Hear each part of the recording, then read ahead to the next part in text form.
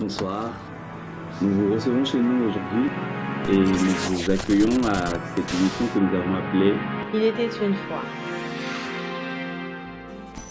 Nous, c'est Ace Vedoso. Et Windy.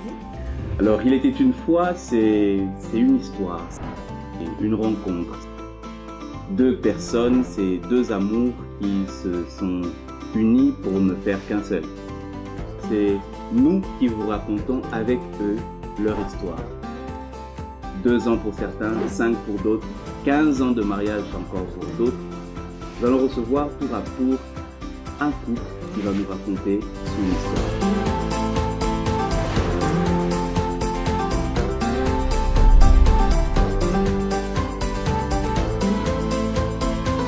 Bonjour, bonsoir. Bonsoir. Bienvenue à Il était une fois. Alors, nous sommes le couple Ace, Vedoso. On nous connaît maintenant, hein? Ah bon, il paraît que vous nous connaissez maintenant. Nous vous recevons encore une fois chez nous pour le compte de notre émission Il était une fois, de votre émission, puisque vous l'avez fait vôtre depuis un certain moment. Et aujourd'hui, pour vous, nous recevons un couple. Enfin, nous recevons un couple que vous nous avez demandé sur chaque commentaire de chaque émission qu'on a posté depuis le début de cette aventure. Vous n'arrêtez pas de nous demander ce couple et aujourd'hui, ils sont là pour nous. Alors, trêve de suspense, bébé, tu les présentes. Aujourd'hui, nous recevons pour vous le couple Lode et Eunice Lombo. Bonjour Thomas. Bonjour Eunice. Donc déjà, vous avez entendu le Thomas, c'est comment nous on l'appelle. Donc nous on l'appelle déjà apôtre, on l'appelle Thomas, c'est apôtre en lingala. Donc nous on l'appelle comme ça. Donc comprenez, quand je vais poser une question, je vais dire Thomas. Donc c'est pas son autre prénom, c'est pas Thomas, c'est Thomas. Alors bienvenue chez nous. Merci de nous avoir. Merci d'avoir accepté notre invitation. Bon, invitation que vous avez acceptée depuis longtemps, mais que les circonstances et les choses ont fait que ça se reportait, mais finalement on vous a. Les gens nous ont harcelés. Les gens nous ont demandé, mais franchement, que ce soit par message, par commentaire sur les autres émissions, c'est tout le temps. On attend l'histoire. Même nous aussi, on attendait votre histoire parce que finalement, on se dit, mais qu'est-ce que les gens ont pour attendre cette histoire aussi longtemps? Je pense que ça va battre tous les records parce que de toute façon, les gens attendaient ça. Moi, j'ai hâte de vous entendre. J'ai hâte d'entendre parce que nous aussi, on a vécu ça un peu comme tout le monde. Hein. Après notre histoire, vous pouvez la raconter, vous la connaissez. Quelque part, c'est ça, quelque part, en tout cas un grand pourcentage. Oui, c'est vrai, mais on veut découvrir tous les petits recoins que l'on ne connaissait pas. Donc, alors, encore une fois, bienvenue, merci d'avoir accepté d'être avec nous ce soir. Alors, il était une fois vous. Vraiment, le début, c'est pas de question, on veut juste savoir comment ça a commencé, qui a commencé, c'était où, qui a fait quoi. Est-ce que Thomas était déjà un Thomas? On voudrait un peu savoir. Toujours 2 versions. Hein. Ah, toujours. Nous, on aime les 2 versions. Moi, j'ai ma manière d'avoir vécu ça, et puis bon, lui, là... Donc, Que je commence? Non, vas-y, on va entendre ta version. Bon, moi, je l'ai connu comment? Au travers, bon, pas des réseaux sociaux, c'était au travers de ma mère, maman. Une fois, en fait, elle m'a dit, il y a un jeune qui doit prêcher à l'église aujourd'hui. Bon, c'était 2011. Et moi, je me dis, un jeune, quand tu dis jeune, ça veut dire quoi? Parce qu'à l'époque, bon, le seul jeune qu'on connaissait qui prêchait à l'église, c'était le pasteur Atoms. Il était le plus jeune. Alors, un autre jeune qui va prêcher, oui, il est vraiment très jeune, je comprends pas. Bon, elle-même, elle était un peu étonnée, à pas la placer pour prêcher et tout ça. Donc, moi, j'ai dit, bon, moi, c'était vraiment par curiosité. Hein. J'ai dit, bon, je comprends pas le choix de papa, parce qu'elle me disait qu'il avait la vingtaine, donc début vingtaine, donc 21, 22. Donc, quand il va prêcher, envoyez-moi la prédication et puis on va voir quoi. Mais c'était vraiment comme un défi pour voir un peu ce jeune-là, qu'est-ce qu'il va dire. En ce moment, tu n'étais pas... Non, j'étais aux États-Unis. Donc, et souvent, en fait, ce que ma mère faisait, c'est que comme bon, à ce moment-là, j'avais des petits couacs de ma foi, elle m'envoyait des prédications comme ça chaque fois. Elle me disait, non, ce dimanche, ici, au fait, c'est quelqu'un d'autre que tu n'es pas habitué qui va prêcher. Donc, finalement, le jour arrive où il prêche et 2-3 semaines après, parce qu'il fallait envoyer le DVD aux États-Unis, Elle m'envoie le DVD. Mais avant de m'envoyer le DVD, je pense qu'entre le moment où elle devait m'envoyer le DVD et le moment où elle m'a envoyé le DVD, elle me dit non, mais vraiment, elle me fait le rapport, quoi. C'était vraiment trop bien, j'étais vraiment étonnée et tout ça. Il a très bien prêché, je l'ai même invité à manger à la maison. Moi, j'étais choquée. Maman invite un garçon jeune de l'église manger à la maison. Il dit oui, ça s'est vraiment bien passé, vraiment, je le considère comme mon fils. En 2 semaines. Moi, maintenant, c'était vraiment plus... Mais qu'est-ce qui se passe dans cette maison, en fait, d'avoir un jeune qui prêche et puis on le considère comme un fils en 2 semaines et tout. Après, il me dit, j'aimerais même que tu parles, te mettre en contact avec, parce que vraiment, comme ta foi est en train de vaciller, lui, vraiment, c'est un jeune, il est assis dans sa foi et tout ça et tout ça. Bref, lorsque le DVD arrive, il y a 2 parties au DVD. Il y a la partie de la prédication et puis il y a une autre vidéo, on l'avait filmée en train de dire, voilà, qu'il m'envoyait le DVD. Et monsieur m'avait envoyé une petite lettre en disant, voilà, je m'appelle Marc-Gloire Lodombo et voilà une petite prédication, je connais ta famille, patati patata, vraiment, il m'a souhaité tout le meilleur, il m'a donné tous ses contacts, on peut rester en contact et tout. Donc c'est comme ça qu'après avoir suivi la prédication, j'étais très impressionnée, je me dis, waouh, je m'attendais vraiment pas, il avait très bien prêché. J'ai un peu compris la réaction. J'ai compris la réaction des parents, bien que j'étais toujours vraiment méfiante, parce que je suis de nature très méfiante et tout. Et puis c'est comme ça, avec les contacts qu'il avait envoyés, je l'ai envoyé une suite par mail, je me souviens, et puis bon, par là, on s'est appelé, et puis donc c'était comme ça. Et je me suis rendu compte après au fait qu'on était déjà amis sur Facebook. Ok. Voilà. Mais j'aimerais bien savoir comment, mais bon. Comme toi et moi. Quand toi, tu m'as fait la demande, non? Oui, lui aussi, c'était lui, hein. En tout cas, qui m'avait fait la demande. Je pense que c'est moi. Je ne me souviens plus c'était qui, mais bon. L'histoire, ma version, elle est presque pareille. Moi, je la connaissais pas très bien, peut-être de nom seulement. Puisque moi, quand j'arrive à Philadelphie en 2009, fin 2009, officiellement, je crois pas qu'on se soit croisés. Non, jamais. À cette époque-là. Et puis je pense que très peu de temps après, ou bien déjà qu'elle était partie pour les études universitaires aux États-Unis. Donc moi, je fais mon intégration vraiment à l'église, je commence à m'intégrer, elle n'est plus déjà là, quoi. Et c'est allé très vite. À l'époque, je suis responsable du GEC, le groupe évangélique du Centenaire à l'UPC. Et donc, parce que vous faisiez des études de médecine à l'époque. Oh la vieille époque. Je faisais des études de médecine là-bas et on m'a nommé pour être coordonnateur, c'est comme ça qu'on appelle ça là-bas, du groupe évangélique du Centenaire. Et donc là, c'est un peu l'aumônerie de l'université. Exactement. Pour ceux qui ne sont pas de chez nous. Alors, c'est là que je commence à prêcher bien souvent dans des grandes campagnes d'évangélisation qu'on organisait à l'université. Le but étant de sauver les âmes. Et c'est là que, puisque pasteur Ken était aussi un ancien du GEC, okay. Je crois que rapidement il a eu écho de voilà, il y a un de vos membres de l'église qui est maintenant aussi coordonnateur et qui travaille plutôt bien. Et voilà, c'est arrivé jusqu'aux oreilles de l'apôtre Dallot. Et c'est comme ça qu'un jour, très surpris, on me programme pour prêcher un jeudi d'abord. Ça allait encore, je me souviens, le 2 juin 2011. Et je finis de prêcher le jeudi. Il me dit, bon, cette fois-ci, il y aura un séminaire sur l'adoration avec Pasteur Atoms. Et c'est toi qui vas clôturer dimanche aux 2 cultes. Alors, pour ne pas faire long, j'ai prêché ce jour-là. C'était plutôt pas mal. Et puis après, c'est comme ça que maman Viviane, je la rencontre, je crois, le jeudi d'après. Ou 2 jeudis après.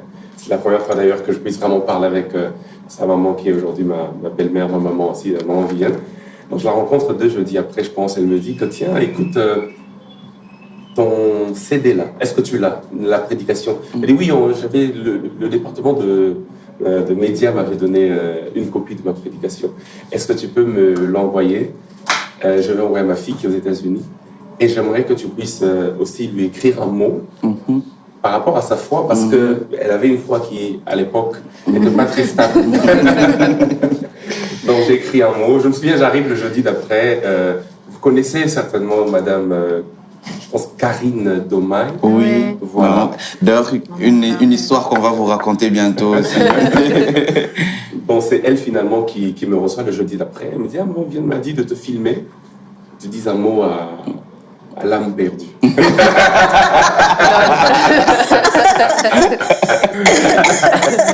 là que je dis un mot à la brebis égarée. En tant que berger. Donc c'est comme ça que ça a commencé. Notre premier contact était virtuel, c'est au travers des personnes interposées, jusqu'à ce qu'elle soit venue en, je pense, mai ou juin. Non, 2022, l'année d'après. Non, 2022. 2012. 2012, pardon. Oui, l'année d'après. en mai 2012. En mai 2012 pour les vacances, et c'est là qu'on s'est vu la première fois. Donc, entre-temps, la relation qui était supposée être vraiment une relation de bergerie et voilà, de brebis, c'est rapidement tourné en amitié, au fait. Et c'est comme ça qu'on est resté... Là, c'est virtuellement. Virtuellement. En fait, le courant est passé tellement bien qu'on est devenus des amis, malgré l'écart d'âge qu'il y avait, et malgré le fait que lui, spirituellement, était là-bas et que moi, j'étais vraiment en bas. Ça cliquait. Pour moi, déjà, ça, c'était... Encore, ça me faisait bizarre parce que moi, déjà, les gens d'église et tout, vraiment, j'aimais pas un frère de l'église. Je suis amie avec un frère de l'église, vraiment, j'aimais pas, mais avec lui, vraiment, j'avais l'impression de le connaître. C'est comme ça que le courant était passé très... Heureusement que c'était pas la snelle. J'ai rien dit. Donc, ensuite, maman Eunice, tu reviens. Oui. Tu viens, j'imagine que c'était des vacances ou les études, c'était la fin des études? Non, c'était des vacances. Des parce vacances. que j'ai fini en 2014. Donc, c'était juste des vacances. Et donc, vous vous voyez pour la première fois? Oui. Et est-ce que ça clique en ce moment-là? Est-ce que ça continue seulement que, bon, un frère de l'église avec qui on parle bien? Je pense que le changement de clic avait déjà commencé avant que je ne rentre. Bon, c'est vrai que... Ah, ça, elle m'a jamais dit. Ça avait commencé de son côté. Je tiens à préciser. Non. C'est là-bas que tout a commencé. Non, en fait, parce que je ne me suis pas donné des impressions moi-même. Donc, ça venait certainement de quelque part. Dans les conversations, en fait, ça cliquait tellement bien qu'on parlait, on parlait tous les jours. Pour quelqu'un qui, à l'époque, il n'y avait pas de WhatsApp, comme maintenant, c'était vraiment juste les appels téléphoniques. Et il m'appelait par appel, donc c'est-à-dire qu'il mettait ses unités, il m'appelait aux États-Unis là-bas chaque jour, on parlait chaque jour, malgré le décalage. Non, j'avais pris la mission au sérieux. Il faut sauver la brebis. Malgré le décalage horaire, des fois je me réveillais, je trouvais des voicemails, c'est-à-dire qu'il ne m'a pas eu au téléphone, mais il reste dans la boîte et tout. Et c'est comme ça en fait que j'ai commencé à me dire, bon, déjà que j'avais fait un rêve, moi je vais pas vraiment parler de ce rêve, mais la première fois que qu'on a parlé au téléphone, j'ai eu une image, j'ai vu quelque chose, je me suis vue le jour de mon mariage et je l'ai vue. Mais là encore, pour quelqu'un qui avait une foi qui vacillait et qui ne croyait pas, moi je ne croyais pas vraiment prophétique et tout ça, je me suis dit non, ça ne peut pas être ça. C'est vraiment juste je ne sais pas pourquoi cette image est venue, mais cancel. Mais comme je disais, donc le plus on parlait, je sentais que c'est vrai qu'il y a une amitié, mais il y a... Sous-bassement. Alors, mais je me disais, étant quelqu'un de très logique, je me disais, tu n'as jamais vu la personne, tu vois, les rencontrer comme ça, c'est même pas ça, vraiment. Donc, je préfère le voir. Alors, il me demande, tu vas arriver et tout ça, est-ce que tu aimerais bien que je sois à l'aéroport, et patati patata, nanana. J'ai dit, bon, moi, ça me dérangerait pas, de toute façon, tu es membre déjà de la famille, pourquoi pas? Et donc, c'est comme ça, la première rencontre, c'était à l'aéroport. Donc, imagine, je descendais et tout. Il était là avec ma famille. Et c'était ça, la première rencontre. Et vraiment... Oui, bon. Et quand je l'ai vu, bon, c'est vrai qu'à cet instant-là, c'était pas l'amour fou. Mais quand je l'ai vu, j'ai dit, ah ouais. Ah ouais. Ah ouais. Il y avait un jeans de couleur blanche. J'oublie la couleur du haut, mais je me souviens très bien de la couleur du jeans parce que à l'époque, c'est à l'aéroport. Il n'y a pas le nouvel aéroport. C'est à l'aéroport national. Et on montait, il y avait comme une sorte de tour. Et on pouvait voir les gens qui descendaient. Voilà, moi, j'étais dans la tour avec la famille, donc avec l'apôtre Dallot et maman Viviane. Bon, il faut dire que j'étais considéré comme l'enfant de la maison. Et c'est dans ce cadre-là que je suis allé accueillir ma petite sœur. La petite sœur égarée. Qui revenait en vacances. Entre-temps, maman Eunice, tu n'étais plus égarée, tu revenais. Non, là, vraiment, j'étais vraiment... En tout cas, franchement, mis de côté l'amitié, il m'a vraiment beaucoup aidé. Non, il a dit qu'il avait pris la mission à cœur. Non, vraiment beaucoup aidé dans ma foi. Il n'y avait pas que lui, il y avait lui et, bon, à l'époque, Francine Dokai, mais la proximité que j'avais avec lui était différente.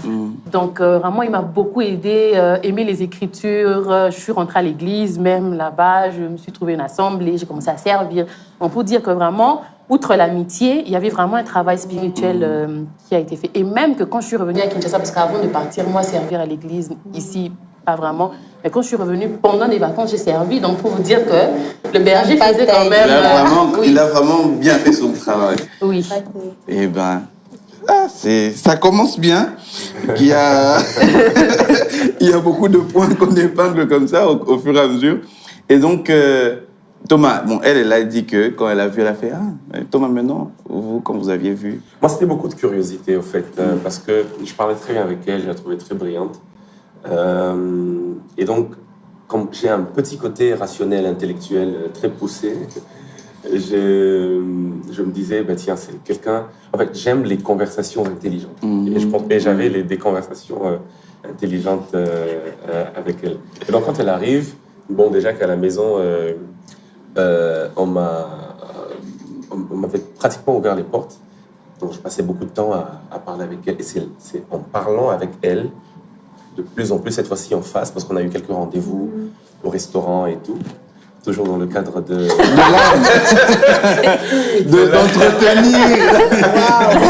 La brebis. Non, mais c'est vrai qu'une brebis, il me conduit dans le vert pâturage pour manger. Il ressort. En tout cas, le premier rendez-vous, c'était pas brebis. Et c'était là justement que je me suis dit, il y a quelque chose. Il y a un truc différent. Non, Thomas a dit c'était pour se rassurer que la brebis mange aussi physiquement. Je me souviens, c'était trop bizarre d'ailleurs parce que j'arrive, parce que moi je voulais la prendre en taxi pour qu'on aille à l'époque. Bon, il y a un restaurant en ville. On devait commencer par l'UPC. Tu avais un Oui, j'avais un culte à l'UPC. Après le culte, on devait aller justement au restaurant en ville. Et donc j'arrive à la maison, je trouve que maman elle est là. Et j'ai dit non, mais je suis venu la prendre pour qu'on aille à l'UPC au culte et qu'on ira manger au restaurant. Elle a insisté, c'est trop bizarre pour moi, elle a insisté qu'on parte avec le chauffeur. C'est-à-dire en fait que je ne prenne pas le taxi, mais que le chauffeur nous accompagne dans toutes nos courses. C'était trop... C'est finalement après que j'ai compris, c'est une manière de nous surveiller. Et elle a vraiment insisté, mais après c'est bien passé. Et puis voilà, petit à petit, ça a commencé à virer petit à petit, mais alors tout naturellement à autre chose. Pendant ces vacances. Pendant les vacances. C'est là vraiment qu'il y a eu les premiers... le début même, je dirais, de la relation amoureuse cette fois-ci. Donc, maman, j'ai une question pour vous. Comment vous avez su que c'était maman Eunice, la personne qu'il vous fallait, maman Eunice? Comment là, tu as su que c'était Thomas la personne qu'il vous fallait? D'accord. Alors au début, pour moi, j'habitais avec deux amis, on était ensemble, pasteur Amos et pasteur Christian Condé, qui est aujourd'hui pasteur de l'extension de Fil vers Brikine. On habitait ensemble à trois et il voyait comment je lui parlais. Il disait, mais son maman est pasteur, c'est pour ça qu'il ne renverse pas le lingua. Quel courage, toi, tu parles avec l'enfant de pasteur aussi fréquemment. Là, j'ai dit, non, mais on parle bien. Et puis ils ont senti, ils ont vu que c'était différent. Bon, c'est des gens qui connaissent les choses et ils se sont dit, la manière dont vous parlez là, toi, je sens que ce n'est plus trop seulement ma sœur, ça commence à virer à autre chose.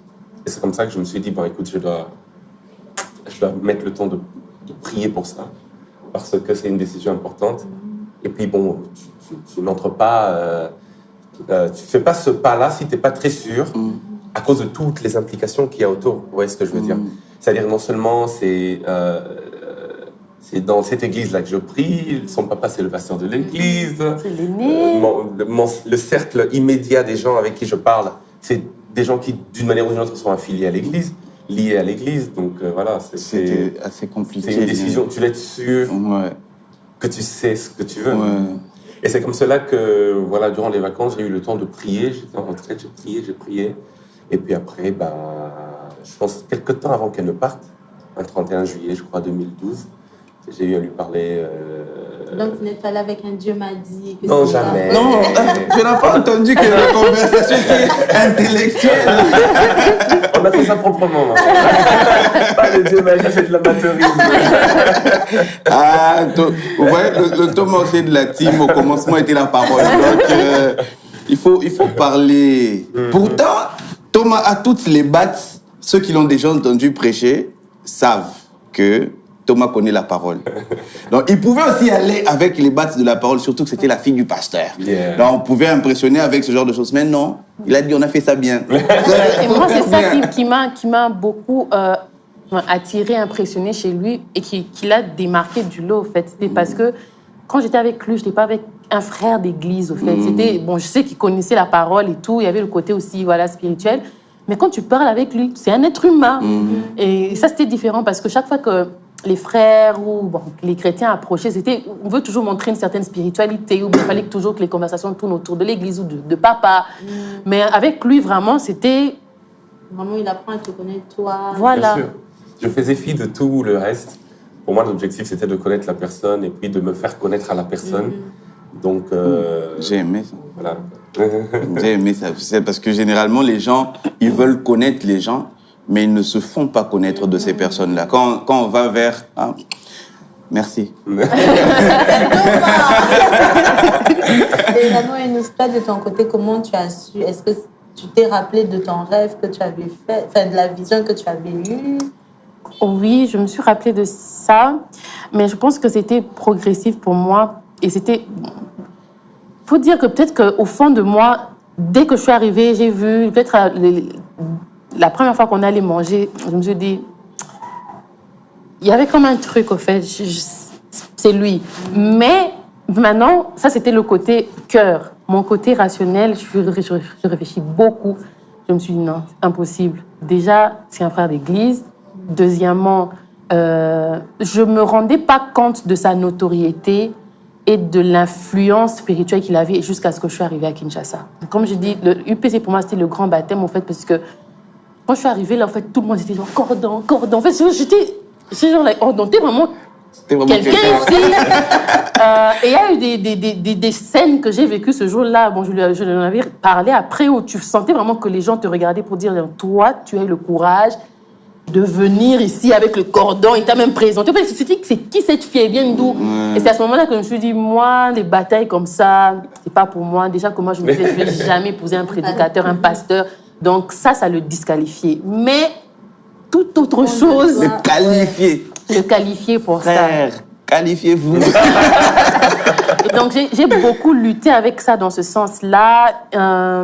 Puis je me disais, bon, parce que faut dire que c'était l'ami de Rohan, au fait, à la base. Et comment je suis arrivée... Rohan, qui est la petite sœur. Et l'épouse de la première émission de Il était une fois. Donc, retournez en arrière, vous allez comprendre certaines choses. Exactement. Donc, quand je suis venue, j'ai trouvé leur amitié. Mais nous, on parlait tellement qu'après, bon, chez nous, ça avait cliqué. Et puis là-bas, ça a commencé à faire... Donc, moi, je me dis, à la base, c'est l'ami de Rohan.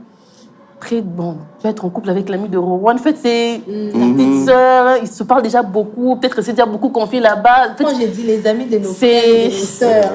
C'était compliqué. Mais après, j'ai pris aussi le temps de prier parce que je sentais que plus j'avançais vers la fin de mon séjour, je sentais qu'il allait me parler. Parce que déjà, il y avait quelque chose. Et je me disais, s'il te parle, tu vas dire quoi? J'aimerais pas juste me lancer comme ça parce qu'il n'était pas le seul. Il y en avait plusieurs. Mais... je savais que c'était lui, je ne sais pas expliquer. Et je m'étais dit, le jour où il va me parler, ce qu'il va me dire sera une confirmation si c'est lui ou pas. Et il avait tellement bien parlé ce jour-là au bord du fleuve que c'était... C'était évident. Oui. La vue m'inspirait.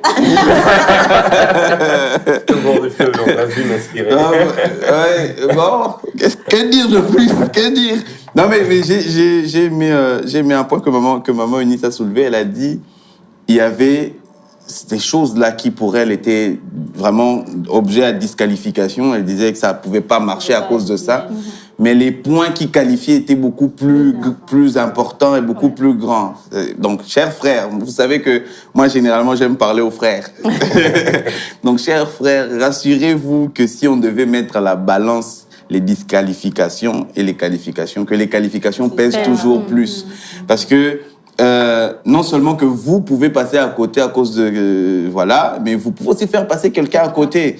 Les choses de la destinée sont trop compliquées, franchement, quelquefois. On a envie que ce soit simple, mais... Petite anecdote, quand on arrive à l'UPC, le jour du rendez-vous, finir le culte et puis aller, alors à l'époque, avant qu'elle puisse arriver, moi je sortais avec quelqu'un de... Je ne l'ai pas raconté, hein, tu qui était de l'UPC et qui était du GEC d'ailleurs. Et donc, on venait de rompre à cause d'une histoire voilà, qui ne nous concerne pas aujourd'hui. Mais alors, quand elle arrive, ce qui était bizarre, une scène bizarre, je me rappelle de ça comme si c'était hier. Je finis le culte, je ne sais pas si c'est moi qui ai prêché, je pense ce jour-là, je prêche devant les étudiants, on finit le culte, et donc on se réunissait quelque part, on appelait ça la fiesta. Et je me pose là, on fait le rapport du culte, il y a eu autant de personnes, et voici les entrées d'argent et tout, voilà, voilà. Et je devais faire le rapport à l'aumônier principal qui était un papa, au fait. Et donc, je demande à ce qu'on la prenne, mon invité, et qu'on vienne avec elle là où je suis. Et vous savez qui l'a pris? C'était mon protocole personnel. C'est mon ex qui était son protocole attitré ce jour-là. Donc, elle n'a pas manqué de me poser des questions. Tu viens d'où? Tu fais quoi ici? Au fait, on t'a invité, t'es quoi? Mais c'est après que j'ai... Je vais dire, pourquoi est-ce que tu me posais autant de questions comme ça? Quand il m'a dit, j'ai dit, j'ai tout compris. Donc c'est une séquence assez folle. J'imagine bien. Waouh. Eh ben, donc, je disais, qualifiez-vous. L'autre point aussi, comme on a souligné tout à l'heure, Thomas a parlé. Il a dit que la vue du fleuve l'inspirait. Soyez inspirés. Et l'autre point sur lequel, moi, c'est vraiment un point qu'on a en commun, les conversations intelligentes. C'est tellement rafraîchissant de parler avec quelqu'un qui a de la conversation, qui vous renvoie des balles même que vous envoyez en l'air comme ça. Moi, c'est un truc que j'aimais beaucoup avec elle aussi. Nous, on parlait sur 3 réseaux différents parce qu'elle était au Canada, moi j'étais à Kinshasa. Il y avait des fois, on parlait sur Facebook, sur WhatsApp et sur Viber. Mais sur les 3 réseaux, on avait des discussions différentes. Ça veut dire que sur WhatsApp, même parfois sur WhatsApp, on parlait par message, normalement, donc elle et moi. Et puis on avait un groupe qu'on avait appelé la maison.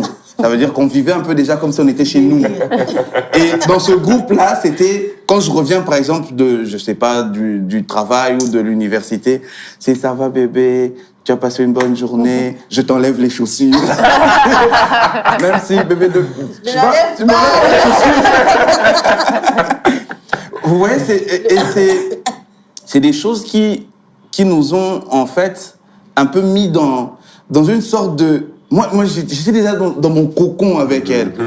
Et ça m'a tellement conditionné que même sans faire exprès, à un moment donné, on n'était plus ensemble, on s'est dit, écoute, ta distance là, moi, franchement, j'arrive plus, moi, je veux avoir quelqu'un ici et tout. Elle m'a dit, bon, d'accord, chacun est libre et tout ça. Moi, j'étais libre.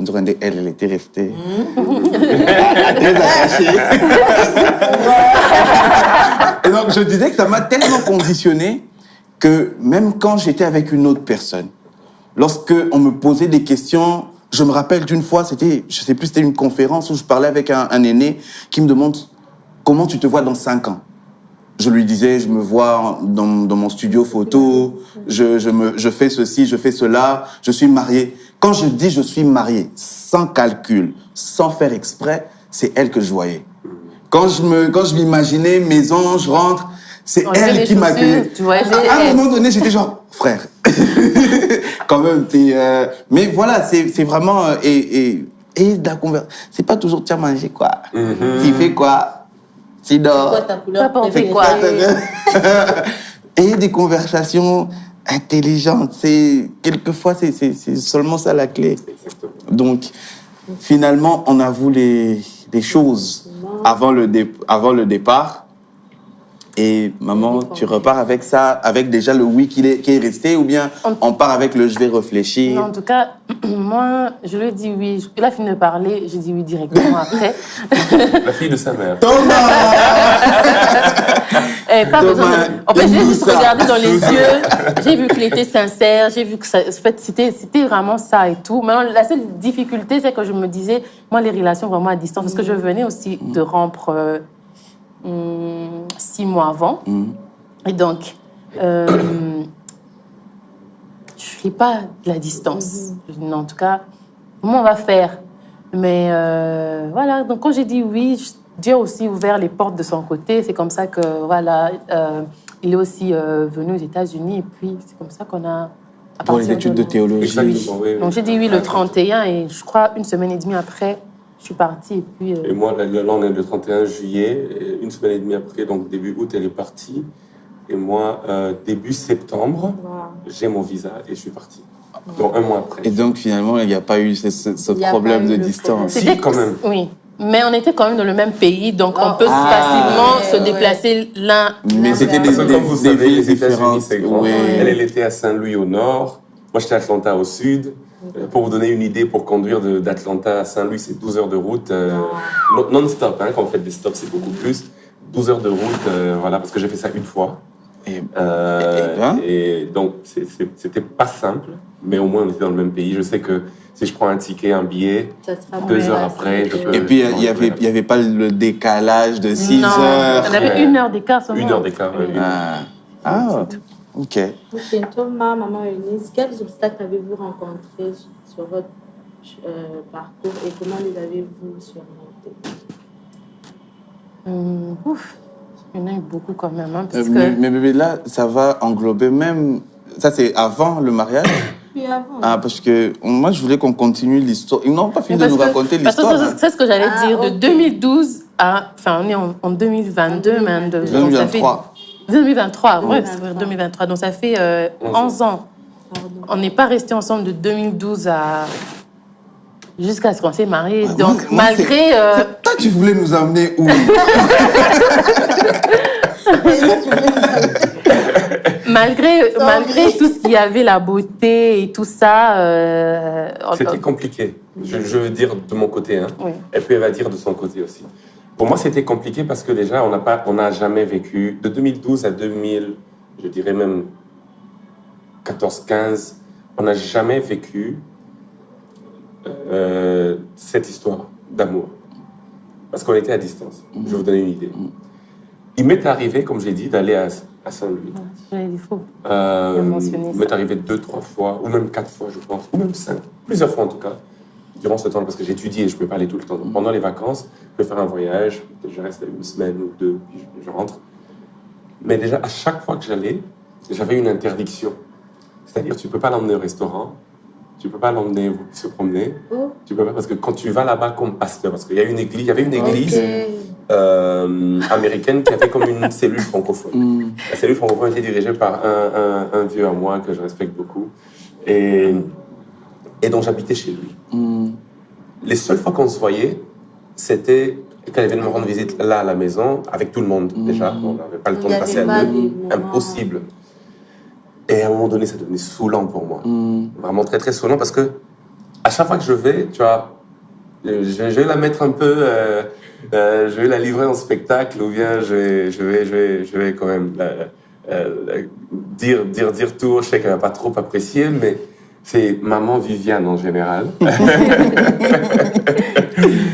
Donc quand je voyageais, parce que je parle très bien avec elle déjà à l'époque, donc elle m'a dit non, tu vas là-bas comme pasteur, il faudrait pas qu'on voit, tu es allé là-bas, vous êtes allé comme ceci, comme cela. Avant elle d'abord, c'était quand tu es venue la première fois, parce que tu es arrivé aux États-Unis en septembre 2012, en décembre tu es venu à Saint-Louis.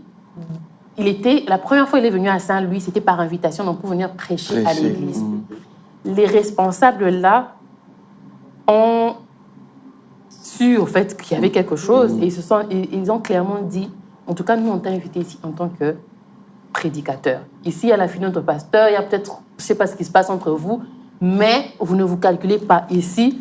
Toi tu es berger et elle est... En fait c'est déjà là qu'il y a eu la cassure. Je pense que maman oui, dans le sens où elle veillait à notre bien, mais eux ils ont interprété ça de manière trop... Trop strict comme ça. Oui, elle c'était juste, non, ils sont là-bas. Hein, bon, elle donnait le conseil, tu es là-bas en tant que pasteur, fais attention quand même, que ça ne jase pas trop et tout et tout. Mais... Et ça mettait un blocage. Un gros blocage. Donc, ça mettait parce que maintenant, il fallait la voir comme brebis seulement. Oui. Exactement. Et puis, quand on se rencontre, au fait, ce qu'on a envie, c'est de vivre maintenant. En fait, tout ce moment où on a... Oui, à distance, quand vous avez vraiment d'exploser d'amour, mais en fait, donc vous regardez de loin...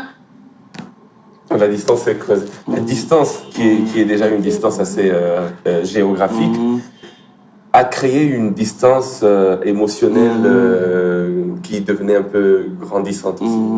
C'est-à-dire qu'à un moment donné, tu dis que ça, c'est n'importe quoi. Vraiment, c'est pas ça. Moi, comme je t'ai dit, comme je vous ai dit, à vous deux tout à l'heure, et même à tous ceux qui nous suivent, c'est que c'est pas comme si c'était ma première relation. C'est ce que je veux dire. Donc, je sais c'est quoi vivre l'amour. Et donc, après, vous me mettez dans une histoire qui n'a pas de sens. C'était un tout petit peu compliqué pour moi. Et en plus de ça, une autre chose, c'était il y avait beaucoup de pression externe. Je me souviens un jour, je suis à Kinshasa, je ne suis même pas parti. C'est-à-dire que... Avant même qu'on se mette ensemble. On s'est parlé le 31 juillet. J'ai quitté Kinshasa le 7 septembre, parce que j'arrive aux États-Unis le 8 septembre 2012.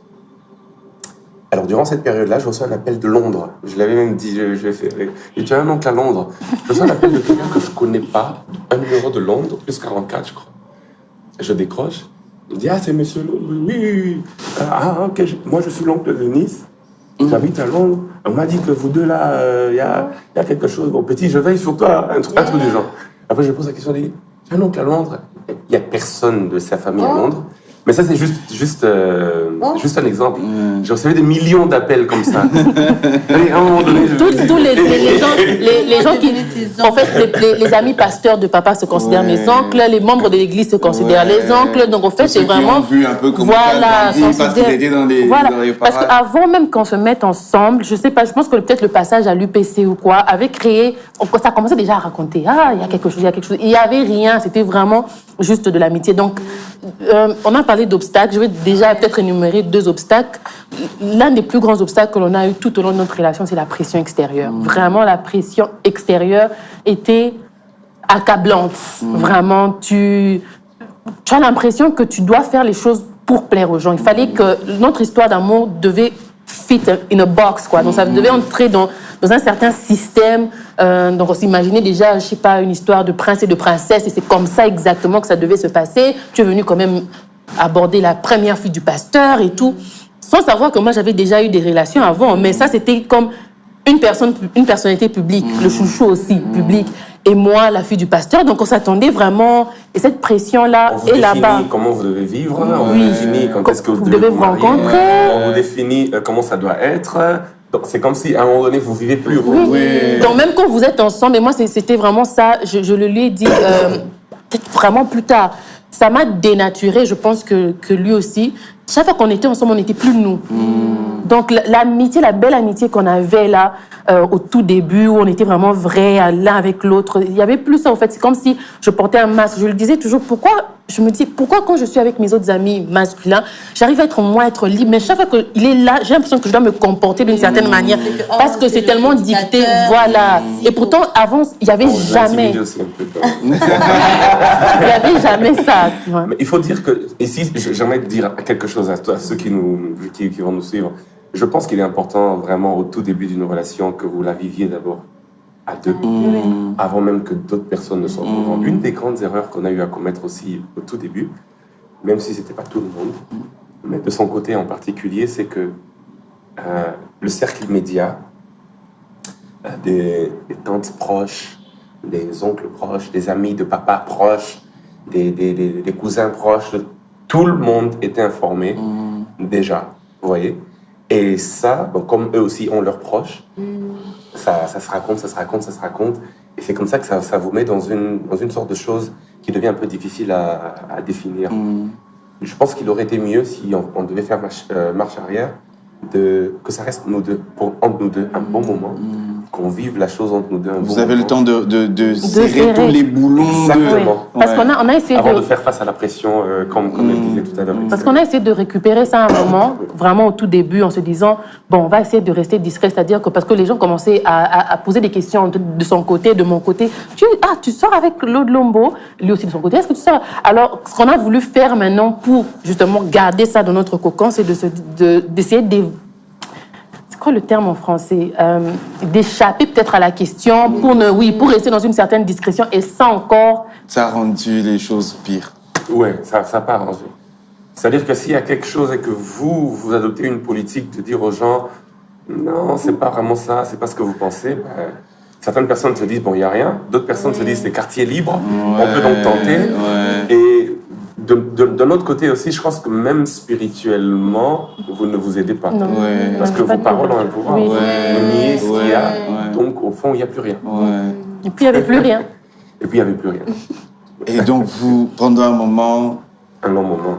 Oui, 2014, donc avant que je ne rentre, parce que j'ai fini mes études en 2014, avant que je ne rentre à Kinshasa, je vais le voir à Atlanta parce que voilà, justement, la relation devenait vraiment accablante, ça n'allait plus, ça racontait de partout. Donc, je vais qu'on parle en face une dernière fois pour savoir un peu c'est quoi, c'est comment. Quand je suis arrivée là-bas, bon, après lui, je ne sais pas de son côté, mais moi, quand je suis arrivée là-bas, encore tout ce que j'ai entendu, tout ça, ça m'a juste, je me suis dit, non, je suis désolée, c'est pas pour moi. Et donc, on a parlé, mais c'était pas qu'on s'est dit qu'on n'est plus. Mais moi, quand j'ai quitté Atlanta, j'ai quitté avec une attitude d'on n'est plus. Sans forcément... Je pense qu'on se l'est dit. On se l'est dit, hein? Je crois bien qu'on se l'est dit. Mais c'était... Même moi, dans ma tête, c'est l'histoire ancienne. Chacun va de son côté. Et puis voilà, on reste bons amis, quoi, de loin. Bon, pour moi, c'était pas on reste bon ami. Moi, c'était... Oui, parce que je me souviens, il m'avait écrit après, genre, ah oui, t'es arrivé à Kinshasa, comment ça se passe là-bas? Mais t'es fou, comment tu m'écris? Donc, je l'ai jamais répondu, juste... Bon, ça avait créé aussi d'autres problèmes. Mais bon, bref, 2014, et lui, il continue sa vie. Moi, je me concentre dans ma carrière professionnelle. Non, carrière professionnelle, parce qu'à cette époque-là, il n'y avait même pas. Ara Design. Oui, c'est là que j'ai créé mon entreprise. Mais bon, lui, il a continué dans plein d'autres choses. Non, moi j'ai fait ma vie, honnêtement, je ne vais pas mettre un make-up pour me faire paraître plus beau que je ne le suis. Moi aussi, c'est très juste. Non, moi j'ai fait ma vie, moi j'ai tenté autre chose. Pour moi, c'était de l'histoire ancienne, donc j'ai tenté une relation. J'étais dans une relation juste après qui, d'ailleurs, avait failli vraiment aller jusqu'au bout. Donc voilà, elle de son côté, elle avait aussi ses autres expériences. Ici. Donc voilà, et puis on est resté dans une sorte de... Tout le monde finalement s'attend toujours à ce qu'il y ait quelque chose. Ouais. Et ils ne comprennent pas pourquoi il n'y a rien. Oui. Et certains commencent à vous appeler même de côté, mais qu'est-ce qui se passe? Oui, revenez ensemble. S'il vous plaît. Bref, leur histoire. Ils ont vécu notre histoire pour nous, ils ont conclu déjà. Mais chérie, Ils ont vu les enfants, les grands-enfants. Ouais. Alors nous, quand on a décidé chacun de prendre son chemin, ils ont dit non, vous devez revenir. Mais c'est parce que, au loin, en fait, ils avaient entendu l'histoire. Mais en 2015, parce que il était aux États-Unis, quand il est revenu en 2015, on a reparlé, on s'est dit, OK, bon, on va essayer de voir, peut-être on peut essayer de voir comment ça va marcher. Et là, c'est la première fois que les gens nous voient maintenant physiquement ensemble à Kinshasa. Bon, ça n'a pas duré, pas longtemps. Mais le simple fait que les 3-4 mois, là, on nous voyait ensemble à l'église, nanana. Et puis après, quand il y a eu séparation, en 2015, là, c'était... Donc, au moins, on avait l'idée de ce qu'on peut imaginer de vous deux, mais là, on vous a vu. On voit un peu ce que ça donne. Donc, après, vous vous séparez. Et ça a toujours été, de son côté comme du mien, un peu comme un poids, parce que quand c'est séparé, tu peux te mettre dans autre chose. Pour les gens, tu es toujours avec l'autre. Et moi, chaque fois, toutes les personnes qui venaient m'aborder, c'était bonjour, ça va, tu es en couple avec l'autre ou non? Je dis, mais... Aborde-moi d'abord. Oui, c'est quoi, au fait? Et même quand vous essayez de commencer quelque chose, et que maintenant, mais tout le monde me dit que vous êtes toujours ensemble. Ouais. Mais moi, de mon côté, il y a pour ne pas parler de ce qu'il n'y a pas, mais il y avait au moins 2 relations comme ça que j'essayais de commencer. La personne me refusait parce qu'elle se disait qu'on est en couple. Ok. C'est-à-dire que non, on m'a dit que tu sors avec la fille de ton pasteur et tout, donc non, ça peut pas marcher. Et pourtant, il y avait... Mais il n'y a rien. Mais on avait maintenu une amitié. Je pense que c'est ça aussi qui... Il n'y a plus rien. On ne se voyait pas vraiment. Et j'imagine même pas On parlait que de loin. Et ça, c'est quand le temps était bon. Hein. Quand on était Tout le monde vraiment était amis. convaincu que... Tout le monde était convaincu qu'on était ensemble. Tout le monde. C'est-à-dire même les autres personnes disaient non, vous êtes ensemble. Et même parfois quand il n'y a rien, elle devenait comme une ombre qui venait un tout petit peu, je veux dire, couvrir toute autre relation qu'il y avait de mon côté. Aussi. Et moi, de mon côté, je voulais couvrir les relations de son côté. C'était finalement jamais des relations à deux.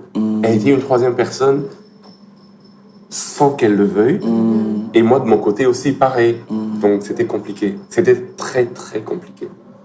Wow. Parce que, outre le fait qu'on n'était plus ensemble, bon, moi, j'avais mon entreprise, donc... et puis, il a dit, je suis intelligente quand même un peu. Donc, il sollicitait mon intelligence. L'humilité.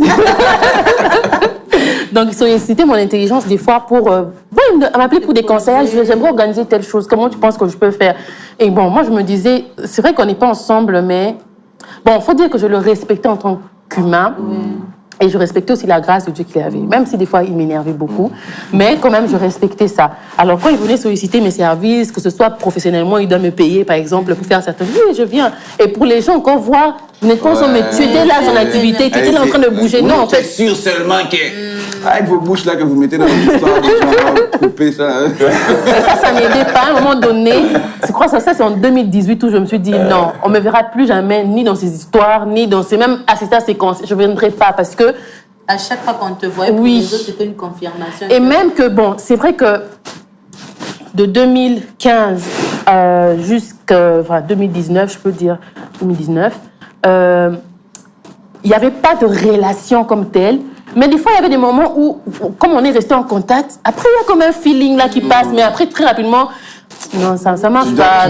Tu dois étouffer ça. Vraiment. Oui, en fait, on se rend compte que justement, comme on est dans une boîte, non, ça marche pas. Et justement, c'est ça qui faisait qu'on était dans un...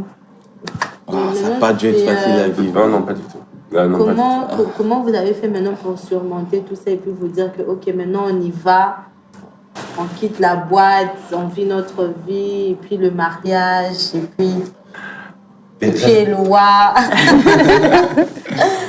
C'est-à-dire qu'à un moment donné, bon, déjà nous sommes, à l'époque, pour tout mettre en perspective, nous sommes deux jeunes gens, très jeunes d'ailleurs, parce qu'à l'époque on a commencé, moi j'ai 21 ans je pense, ou 22, et elle a à chaque fois 4 ans de moins, donc vous imaginez qu'elle a quoi, 17, 18, avec toute cette pression-là déjà, dès le début.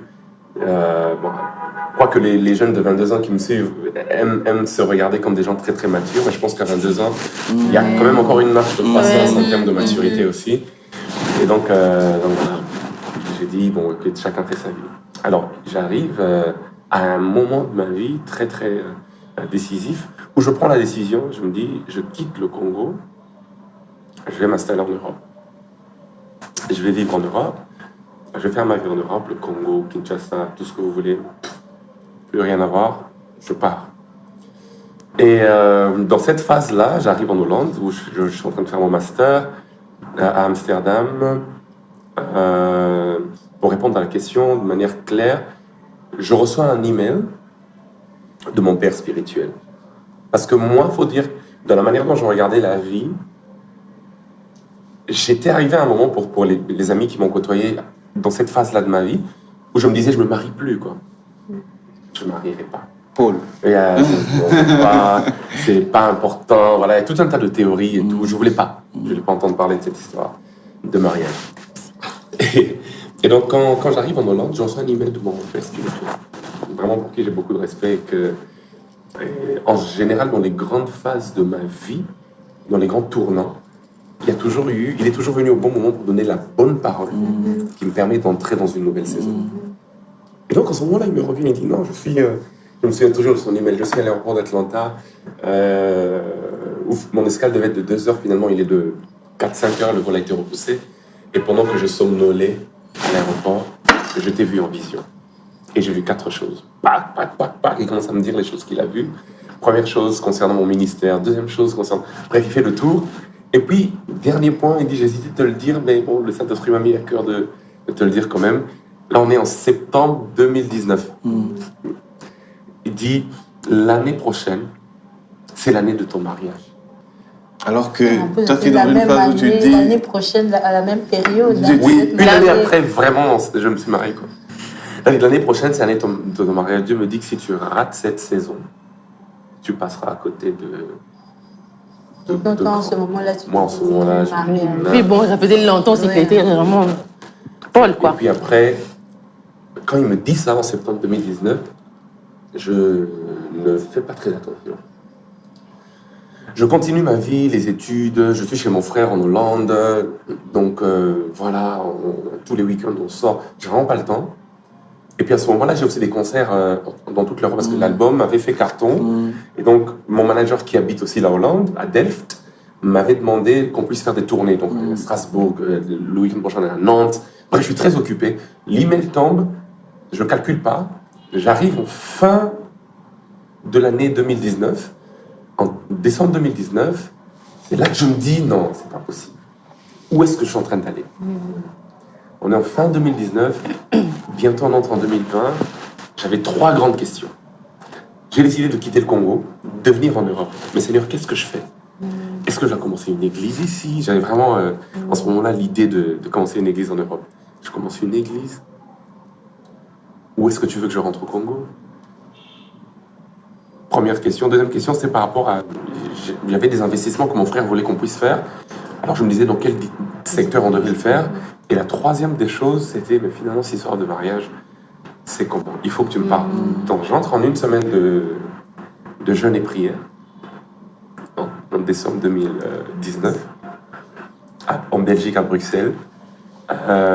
Coucou d'ailleurs à mes amis du combat spirituel, parce que c'est dans le siège du combat spirituel à Bruxelles.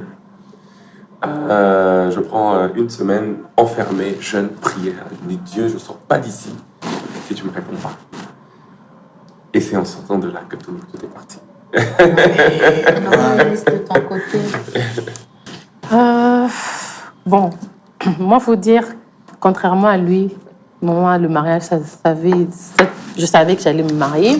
Bon, c'est vrai qu'à un moment donné, je commençais pas à désespérer parce que le temps avançait et tout, mais je me disais, il n'y a jamais, dans toutes les autres choses que j'essayais de tenter, il n'y avait jamais quelqu'un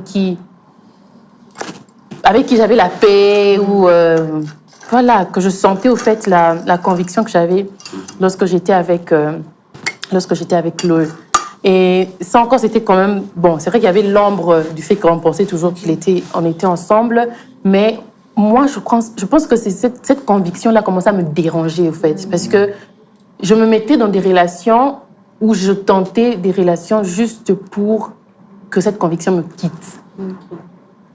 Je me dis, Seigneur, la personne là-bas, lui-même, vraiment sa vie, je ne sais pas, mais ça se voit clairement qu'il ne veut rien de sérieux, qu'il ne veut pas se marier. Donc, pourquoi tu continues à me dire que c'est lui? Tu vois, pourquoi c'est moi qui dois savoir que c'est lui et pas de l'autre côté, quoi. Donc, 2019, vraiment, pour moi, fin 2018, vraiment, j'ai décidé d'entrer dans un pétage, si je vais l'appeler comme ça.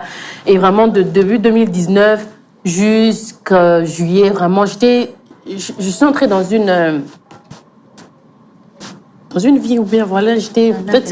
Voilà, donc chaque mois, je tentais des choses différentes avec des différentes personnes, et patati patata, jusqu'à ce que Pasteur Trésor Fambroni, un jour, pendant la décennale, me dit, Eunice, je sais pas, parce que j'étais sur le point de juste dire oui à une autre personne, juste parce que je voulais passer à autre chose, et c'était pas oui pour entrer dans une relation, c'était oui pour me marier avec la personne.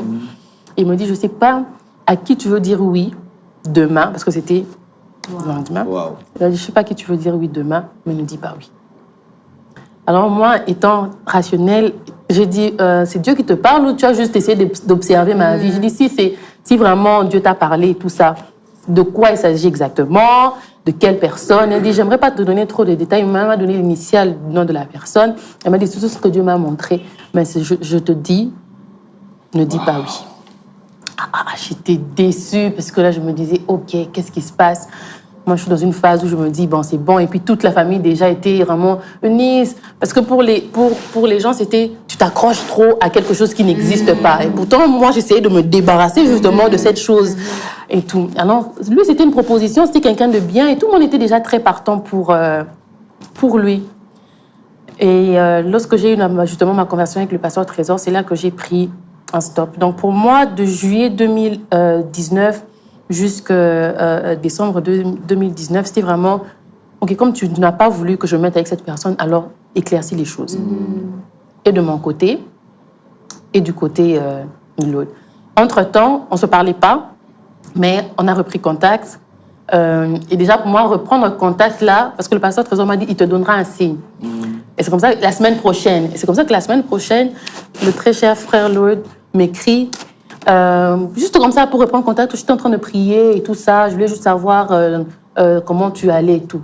Je me suis dit, après, je crois, 8 mois ou 9 mois, on ne se parlait pas. Dieu t'a parlé, tu priais, puis Dieu t'a dit de vérifier comment je vais et tout. Donc c'est comme ça que... On rentre dans la mission toujours. On doit se rassurer que l'âme, toujours, que la brebis, toujours. Et donc c'est comme ça, vraiment platonique et tout.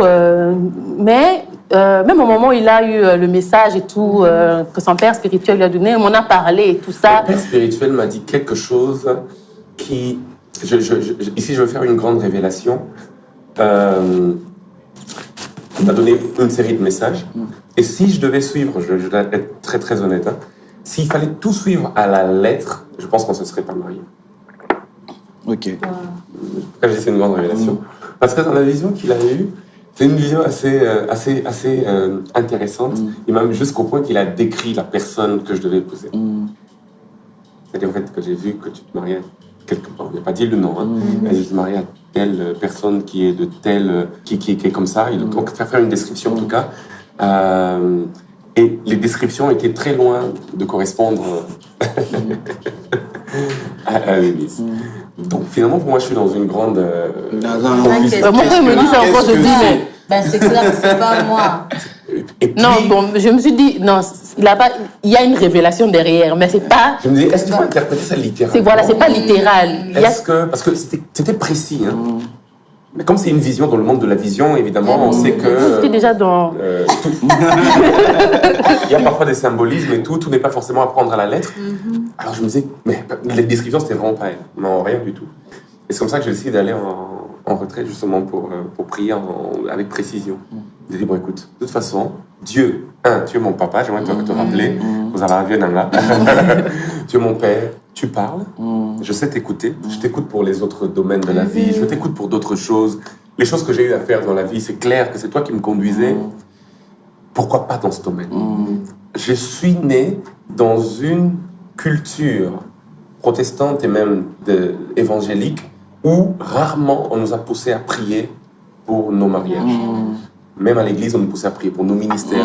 Donc je prie beaucoup pour l'onction, pour les révélations, pour tout ça, mais mariage, je priais pas. Je sais pas pourquoi, mais dans la culture dans laquelle j'ai grandi, on m'a jamais vraiment posé à prier pour le mariage. Je pense que c'était l'une des premières fois que j'ai prié moi-même pour cela. Et quand je prie pour cela, Dieu me montre.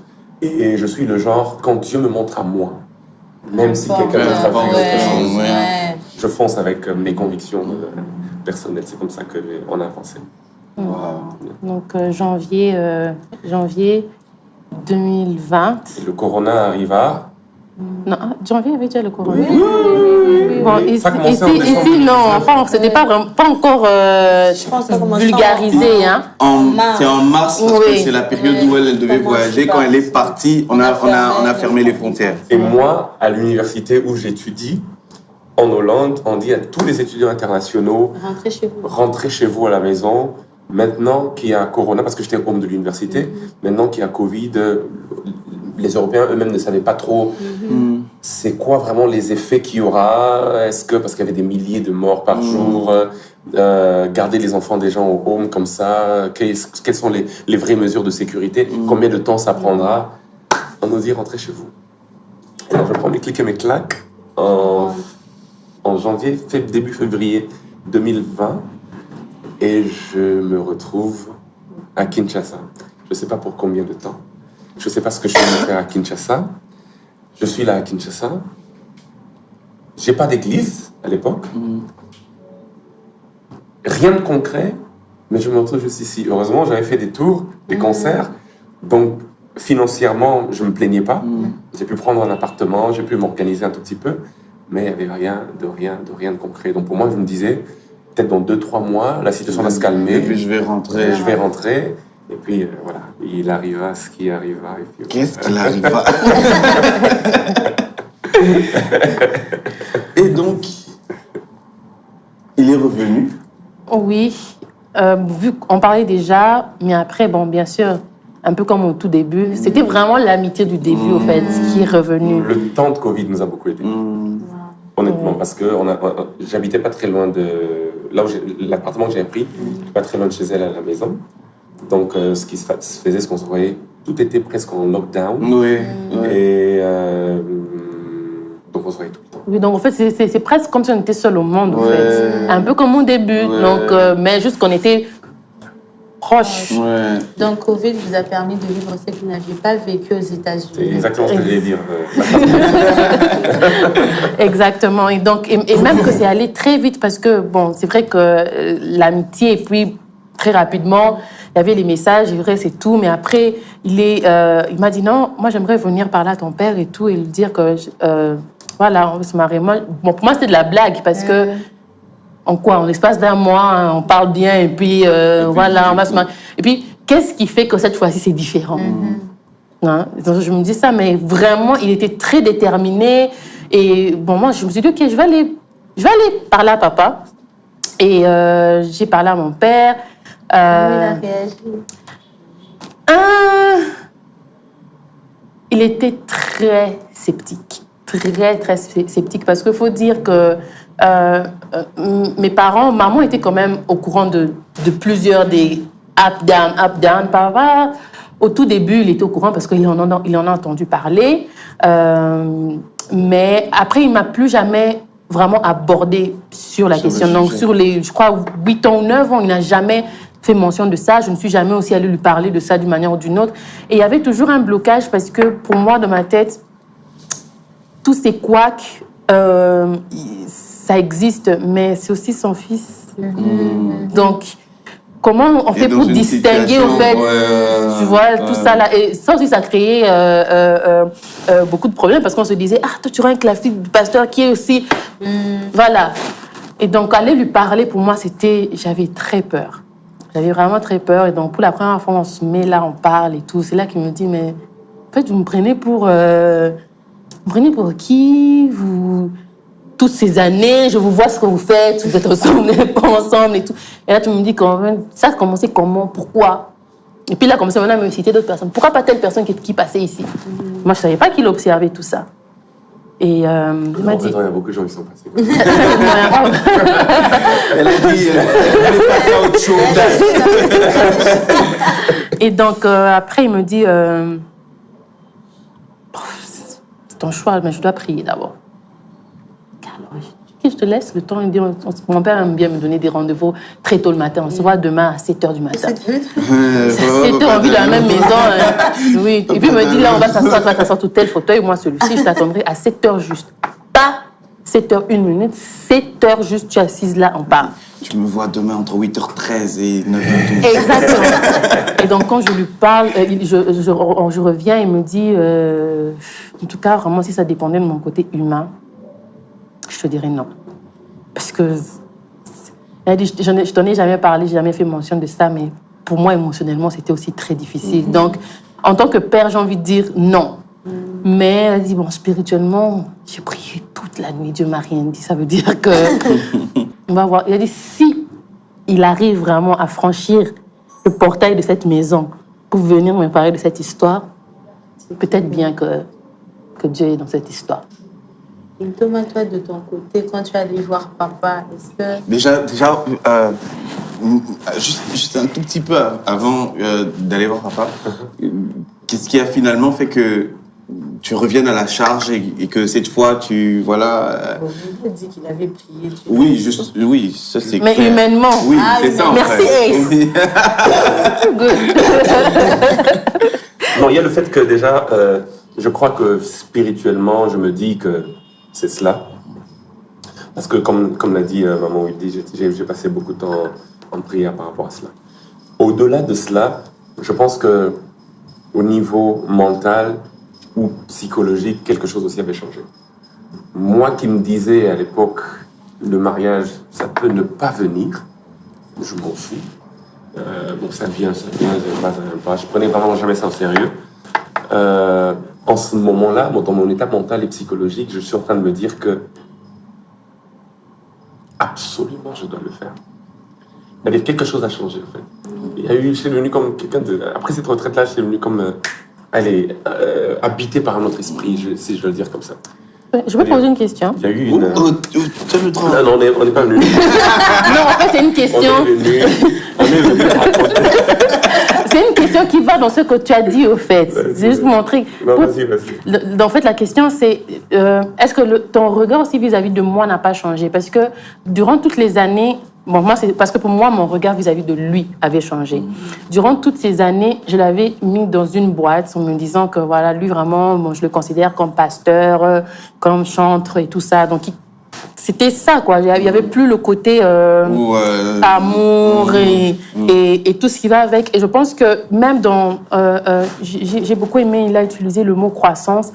Je pense que la fille que j'étais quand j'avais 18, 19 ans, lorsqu'on s'est connus, je n'étais plus cette même personne-là. J'avais beaucoup acquis en maturité avec les expériences bonnes comme mauvaises et tout. Et je pense que dans toutes les boîtes où on a essayé de nous mettre aussi, il y avait beaucoup du fait que lui, je le considérais à un moment donné comme un church boy, si je peux dire ça comme ça. Et je le mettais dans la boîte du church boy. Et c'est aussi la remarque que je recevais souvent. À chaque fois qu'il était avec moi, il avait l'impression d'être avec une fille d'église. Parce que justement, il y avait la boîte dans laquelle on disait, mais ça créait tout le temps un blocage. Moi, quand il est revenu et quand on a recommencé à parler, vraiment, j'ai vu un lot différent. Je sais pas, c'est peut-être les prières qu'il faisait de son côté, les prières que je faisais de mon côté, mais ma vision, j'avais l'impression que les cas, au fait, je le trouvais différent, je trouvais qu'il avait pris en maturité, et même que ce côté-là où parler des choses sérieuses, parce que lui, vraiment, à chaque fois que tu mentionnais mariage, tu sentais qu'il y avait un blocage, mais pour une fois, il parlait vraiment du futur. J'ai dit, qu'est-ce qui s'est passé dans sa vie? Il commence à parler du futur et tout ça. Honnêtement, je crois que l'une des choses qui font la différence dans ce genre de relation, c'est juste la maturité des deux côtés. À un moment donné, je crois, un peu comme Paul disait, quand j'étais enfant, je pensais comme un enfant. Et maintenant que je suis devenu adulte, je me suis débarrassé de tout ce qui faisait l'enfance. Moi-même, j'ai senti un changement. La manière dont je regardais la vie était totalement différente. Qu'est-ce qui s'est passé du jour au lendemain? Je ne sais pas expliquer. Mais c'était différent. C'est-à-dire qu'à un moment donné, je me suis dit, OK, j'avance dans telle direction, c'est bon, j'ai pris ma décision, j'avance. Est-ce qu'il n'y avait pas d'obstacles? Il y a eu tout plein d'obstacles. Est-ce qu'il n'y avait pas de choses qui pouvaient faire en sorte qu'on arrête? Mais les mêmes choses qu'il faisait qu'il y a dans les années passées, c'était des motifs de rupture. Cette fois-ci, tu les regardais comme... On enjambe ça facilement. C'est juste que mentalement, quelque chose de différent était arrivé. C'est bien dit ça. Tu vois, donc... il parle bien. Donc, c'était ça, en fait, qui a fait la différence. Et puis après, finalement, elle m'a dit que non, papa a dit qu'on se voit. Et puis... Et donc, ce jour-là... Ce jour-là, moi, j'habite où? J'habite vers Palais des Marbres. Parce que j'ai quitté l'appartement que je louais à Gombe, je monte vers le Palais des Marbres, et donc je dois descendre vers chez elle, à Kitambo. Kitambo, oui, vers GB Kitambo. Quelqu'un qui aime respecter l'heure. On devait se voir, je crois, à 8h juste. Et moi, en descendant vers Ngoma, bloqué dans un embouteillage terrible. Donc regarde la montre comme ça, 10 minutes pour qu'il soit à 8h. Et bloqué. Je me suis dit, laisse la voiture, je prends la moto, je ne sais pas comment faire. Puis j'avance quand même petit à petit. Finalement, au lieu de 8h, je crois, je débarque à 8h35, je sais pas. 40, parce qu'en fait, déjà, il m'envoie un message, il prend la voiture en photo, vraiment, il filme ce qui se passe à Eunice. Tu sais que j'aime respecter l'heure, mais là, vraiment, je ne sais pas si tu peux dire à papa que de décaler pour même 20 minutes. Et lui, il devait sortir, il avait des rendez-vous importants. Donc, la première fois, on décale pour 20 minutes, et il me dit, oui, j'ai reçu le message de l'autre, il m'a dit qu'il sera en retard de 20 minutes. Et quelque temps après, on sent que ça bouge toujours pas, parce que c'était pas en fait sa voiture aussi qu'il avait, donc il pouvait pas laisser ça en pleine route comme ça et prendre une moto. Il me dit non, il faudrait rajouter encore 15 minutes. Alors je vais chez papa, je lui dis non papa, est-ce que tu peux rajouter encore 15 minutes? Il me regarde, il me dit Eunice, je lui donne 10 minutes. Si dans les 10 minutes qui suivent, il n'est pas là, qu'il ne vienne plus jamais me parler de cette histoire. Dès qu'il ferme la porte, maman sort et on panique. Mais Eunice, qu'est-ce que vous cherchez dans ma vie? Parce qu'elle, elle se dit déjà, donc, c'est pourquoi l'autre, il y a toujours avoir quelque chose qui bloque. Quand je conduis à la Michael Schumacher, je conduis comme un fou. Toi, tu lui dis si dans 10 minutes. Oui, et puis moi, je lui dis aussi, si dans 10 minutes, t'es pas là, vraiment. En fait, just forget us. Je pense que je prends des voies que je vais pas prendre et tout. Bon, finalement, j'arrive à temps, dans les délais. Et puis tu arrives avant les 10 minutes, je crois 8 minutes avant, c'est quelque chose comme ça. Quand j'arrive, je pars que je bloque, j'entre presque en transpirant en cours. Et donc je me mets à la véranda et puis papa qui sort d'un air très très sérieux. Il aime les choses solennelles, mais ce jour-là, la solennité était à un autre niveau. On a parlé, j'ai parlé d'abord avec lui. Et puis après, il appelait Eunice et maman Viviane. Donc on a parlé à 4. Il y a une des questions qu'il m'a posée, c'était assez drôle. Il dit, mais en fait, votre histoire a commencé en 2012. À l'époque, vous étiez déjà très, comment dire, convaincu du mariage et tout. Voilà. Mais bon, 8 ans après, on est en 2020. Qu'est-ce qui prouve qu'on ne va pas encore attendre 8 ans? Et tu es comme l'histoire de la Bible. Jacob, voilà. Tu es comme Jacob, tu reviens après autant d'années. Et puis, donc, on a eu une très belle conversation qui s'est conclue avec sa proposition. Il nous a demandé de parler ensemble et de fixer une date. Qui nous convient. Et puis eux, ils vont nous accompagner. Et une chose que j'ai aimée justement dans cette conversation-là, c'est qu'il avait, il a été très clair avec nous. Il a dit, si déjà moi, j'ai pu vivre cette histoire comme ça, je n'imagine pas les gens autour et même ceux au loin. Il a dit, mais maintenant que j'ai parlé avec vous, j'ai senti que vous êtes vraiment vous-même convaincu de cette histoire et je sens aussi que je dois vous accompagner dans ça.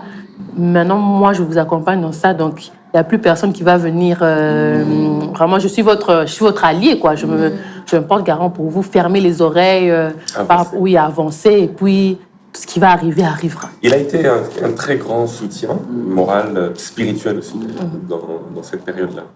Et puis, comment on arrive au mariage, c'était pas ça la question. Non, la question, c'était comment on a rencontré papa. Ouais. Non, voilà. Okay. Oui, mais c'est la suite. Après ça, finalement, on se dit que voilà, on va faire le premier pas en juin, et puis après, on se dit qu'on va. On n'a pas encore prévu de date de mariage, mais on se disait cette même année-là, pourquoi pas en décembre, se marier. Je suis invité dans un programme de prière. Pasteur Dédé, midi en prière. Tout se faisait en ligne à cette époque-là. Les églises étaient en ligne. Et donc, il a commencé un programme de midi en prière et il m'a invité à prêcher ce jour-là. Et pendant que je suis en train de prêcher, ce jour-là, il y avait une telle atmosphère prophétique. Et je donnais beaucoup de messages prophétiques. Je suis en train de voir telle chose, je vois telle chose, je suis en train de prophétiser. Et puis je donne un message et je vois quelqu'un ici. Là, c'est sur toi. Là, c'est sur moi-même, mais je ne sais pas que c'est sur moi. Je vois quelqu'un ici qui doit se marier cette année. Et j'ai vu la date, tu as prévu pour décembre, mais Dieu me dit de te dire, là, tu te dis ramène même pas ça de qui toi, t'appelle. impossible, c'est pas moi. En fait, l'ardeur avec laquelle il proposait, normalement, toi. Et dans mon esprit, selon que j'avais reçu le message, j'avais comme l'impression que la personne était en ligne, au fait. Que la personne ne serait en ligne. Dieu me dit, ramène ça en septembre, de 3 mois. Ne dépasse pas septembre. Et si tu ramènes ça en septembre, voici la provision divine qui va t'accompagner. Je prophétise. Or, moi, en ce moment-là, par rapport à mon budget et tout ce qui devait se faire, je me disais, non, je me donne jusqu'à décembre. Logiquement, mettre ça en septembre, c'est de la folie. Parce que de juin, où il y a eu la présentation en septembre. Donc, mon esprit capte la chose, mais ma raison me dit que ça ne peut pas être pour moi. C'est pas pour toi. Je finis de prophétiser et à la fin, le pasteur Dédé prend la parole. Il avait 4 messages aussi à donner. Il donne le premier, il donne le deuxième, il donne le troisième. Le dernier, il dit, pasteur, je ne sais pas quand est-ce que vous avez prévu de vous marier, mais Dieu me dit, le dernier message que vous avez donné. C'est à vous. Je crois qu'on peut retrouver cette séquence. Ça passe en direct. Wow. Dieu me dit, le dernier message, c'est pour vous. Wow. Et c'est comme ça qu'on s'est regardé. On a dit, bon, écoute, on va dire aux parents. Et ça coïncide un peu au message que votre père spirituel vous Voilà, avait donné. Parce que exactement. décembre encore, c'est peut-être tantôt plutôt, on peut aller en janvier. L'année prochaine, à la même période. Maintenant, c'était une folie au fait de préparer un mariage en 3 mois. en espace en plein Covid. C'est ça. Avec tout le creux financier qu'il y avait. puisque beaucoup d'activités, on ne les pratiquait plus. Nous autres, par exemple, nos sources de revenus, c'était un peu fermé, c'était compliqué, tu ne peux pas voyager et tout. Et donc, il fallait... et même moi, pour mes parents, on venait de faire d'avoir le mariage de Roanne en décembre. Donc, septembre, déjà, c'était... Voilà, les finances un peu serrées, mais bon, comme c'était Dieu... Il fallait y aller par la foi. Non, il y a eu un accompagnement spirituel extraordinaire. Dieu ne ment pas. Mais franchement, sur ce point, je prie vraiment que le Seigneur mette à vos côtés des gens qui entendent la voix de Dieu pour vous, mais que vous-même aussi vous soyez capable de l'entendre pour vous guider, parce que vraiment on a vu comment il y a eu la providence de Dieu et la manière dont il vous a conduit au travers de ce chemin. Et vraiment que Dieu nous aide à entendre sa voix et à obéir surtout, parce que c'est une chose que d'entendre, c'en est une autre que d'obéir. Parce que ouf. Et je peux vraiment faire un témoignage pour quelqu'un qui veut, peut-être qui s'apprête à se marier ou qui se demande comment ça va se faire. Si Dieu est avec vous, allez-y. Je me souviens, parfois il y avait des délais de paiement. Et c'était pas un petit mariage. Vous avez été là. On a été là. Et voilà, madame avait ses rêves, ses folies même. Mais c'est petit par rapport à ce que je voulais faire. S'il n'y avait pas Covid, ça allait être différent. Il y avait des targets. Parfois, il faut donner, par exemple, ma soeur m'appelait. Je me souviens un jour, ça c'est un témoignage vraiment. Ma soeur m'appelle, elle me dit que les gens parce que le mariage civil devait se faire là où ça s'est fait, les gens en question demandent à ce qu'on paye la totalité demain, avant 18h. Et avec toutes les charges qu'il y avait, c'était, je crois, en tout cas, je ne vais pas donner des chiffres ici, mais c'était beaucoup d'argent. J'avais même pas en ce moment-là, j'avais même pas le 5% de la somme totale qu'il fallait payer le lendemain avant 18h. Je suis allé, j'ai dit à ma soeur, ok, d'accord, appelle-moi à 12h, je trouverai une solution. Et j'ai rien. J'ai vraiment rien. Tout ça, moi, je savais pas. Et je dois payer cette somme-là. Et je vous assure, c'est une énorme somme. À cause des rêves de madame. Et je me dis, mais c'est pas possible, je fais comment? Le matin, je suis invité dans un studio. Je devais enregistrer un son avec un ami qui sortait un album. Donc je vais au studio, j'enregistre le son, puis je reçois un appel vers 11h. Il dit, mais petit, tu me fouilles, pourquoi? Hein? Passe à mon bureau. Un vieux là. Tu me fouilles, pourquoi? Passe à mon bureau. Il voulait me parler d'une de ses histoires, il voulait que je puisse l'orienter un tout petit peu, comment faire. Là, il commence à me parler, il me parle. Il dit, mon vieux, oui. Il dit, ok, d'accord. Il dit, mais petit, mais Yozoba là, tu te maries, pour ceux qui comprennent pas le lingala, tu te maries, tu n'as rien dit à ton vieux. Et d'ailleurs, je n'ai pas encore contribué par rapport à ton mariage, n'est-ce pas? Bon, donne-moi 2 minutes. Dieu, mes témoins, il entre comme dans une sorte d'antichambre. Je ne sais pas ce qu'il y a dans cette antichambre. Mais j'entendais comme des bruits de robots. Et puis il sort avec une enveloppe, il dit non, ça c'est pour toi et tout. Dieu m'a mis à cœur de te donner ça. Heureux mariage et tout. Je sors avec une enveloppe. C'était la somme que je devais payer x2. Donc j'appelle ma sœur. 12h. J'ai dû passer à 12h, elle n'est pas encore passée. Moi je l'appelle, non mais tu t'aimes. Et pourtant. Et donc elle arrive vers 15h, je sors la grosse enveloppe là, j'enlève un montant, je compte, je lui donne. Et puis elle me regarde. Ça vient d'où? Quelle musique, ça m'a. Tu savais. Bon, en fait, Dieu nous avons accompagnés par papa. On n'a pas eu de dette. Et voilà, ça c'est un grand témoignage quand même. On a vraiment dans une période compliquée financièrement. On a tout fait. C'est vraiment Dieu qui m'a. Dieu accompagne. Moi, c'est vraiment le conseil qu'on donne aux gens. Quand Dieu est avec vous, foncez. Moi, j'ai eu un peu la même sorte d'histoire. Moi, le pire, c'est ma belle-mère. Ma belle-mère qui me voit, parce que je vais pas rentrer au tout début de ces histoires avec les $200 que j'avais alors qu'on a fixé les dates. Et elle me dit, papa et maman, en janvier, elle me dit, papa et maman ont déjà acheté leur billet d'avion pour août, pour notre période de mariage, en janvier. Et j'avais $200 que j'ai utilisés, il me restait $20. On doit se marier en août de cette année-là. Wow. Et je me rappelle de mon père qui vient, il me dit, c'est comment? J'ai dit, non, on va se marier en août, voilà les dates. Ok, tu as combien? Et alors, tu vends $20. J'ai dit, non, là, je lui remets les $200. Il dit, les $200, il me dit, ça va pas? 200, tu te maries en août? Mais moi, j'ai pas d'argent. Comment on va faire? J'ai dit, non, papa, ça va aller. Ça va aller comment? Il dit, non, ça va aller. Dieu est avec nous, ça va aller. J'ai dit, ah! Mais après ça, Dieu fait les choses, travail, mission de service. L'argent commence à entrer et sa maman arrive en août. Et quelques jours avant le mariage, elle me fait, mais pour le buffet, il y a votre part que vous devriez donner. Je pense que c'était dans les 4 000, 5 000 $ par là. Et je n'ai rien. Ça veut dire que tout ce que j'avais, c'est entré par-ci, par-là. J'ai rien. Et moi, j'avais déjà dit à papa que tout va bien. Donc, et je lui ai dit, non, maman, je viendrai demain. Demain, après le boulot. Je me rappelle que, moi, quand je suis en train de lui dire ça, maman... maman, j'avais pas menti, je savais. J'avais la foi. J'ai dit, maman, je viendrai demain. Thomas, on était un mardi ou un mercredi. Je lui ai dit, je viens demain. Je vais au travail le lendemain matin. J'arrive au travail, j'étais vraiment pas là. Parce que tu te dis, comment je fais pour avoir 5 000 $ maintenant? Je suis au travail. Je fais comment? Je suis là. La journée se passe vraiment jusqu'à la fin de la journée. J'ai rien. Vers 16, 17 heures, je voulais partir. Parce que voilà, la journée est finie, je voulais partir. Mais il y a eu un dernier truc. Non, on fait ceci. Vraiment en train de traîner les pieds, genre, il faut que je trouve de l'argent, je fais comment? J'entre dans mon bureau. À un moment donné, je sors. Je pense que je parlais au téléphone. Il y a quelqu'un qui me voit.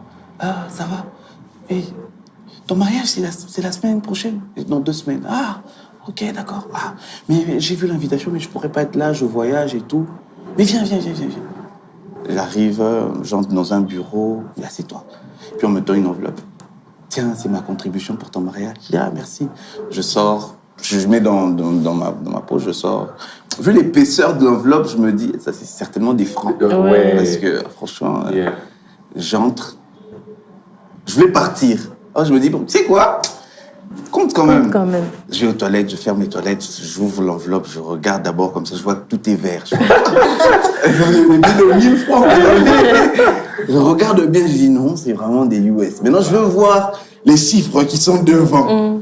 Je regarde, c'est des billets de 100. Je fais, des billets de 50 ou de 100? De 100. Je fais, non. Thomas, je te dis, c'est sorti, j'ai commencé à compter. J'avais envie de dire, mais que ça s'arrête. J'ai compté. Quand je suis arrivé, que j'ai fini ce que je devais donner à ma belle-mère, j'ai continué de compter. J'ai fait, directement, j'ai mis dans la poche.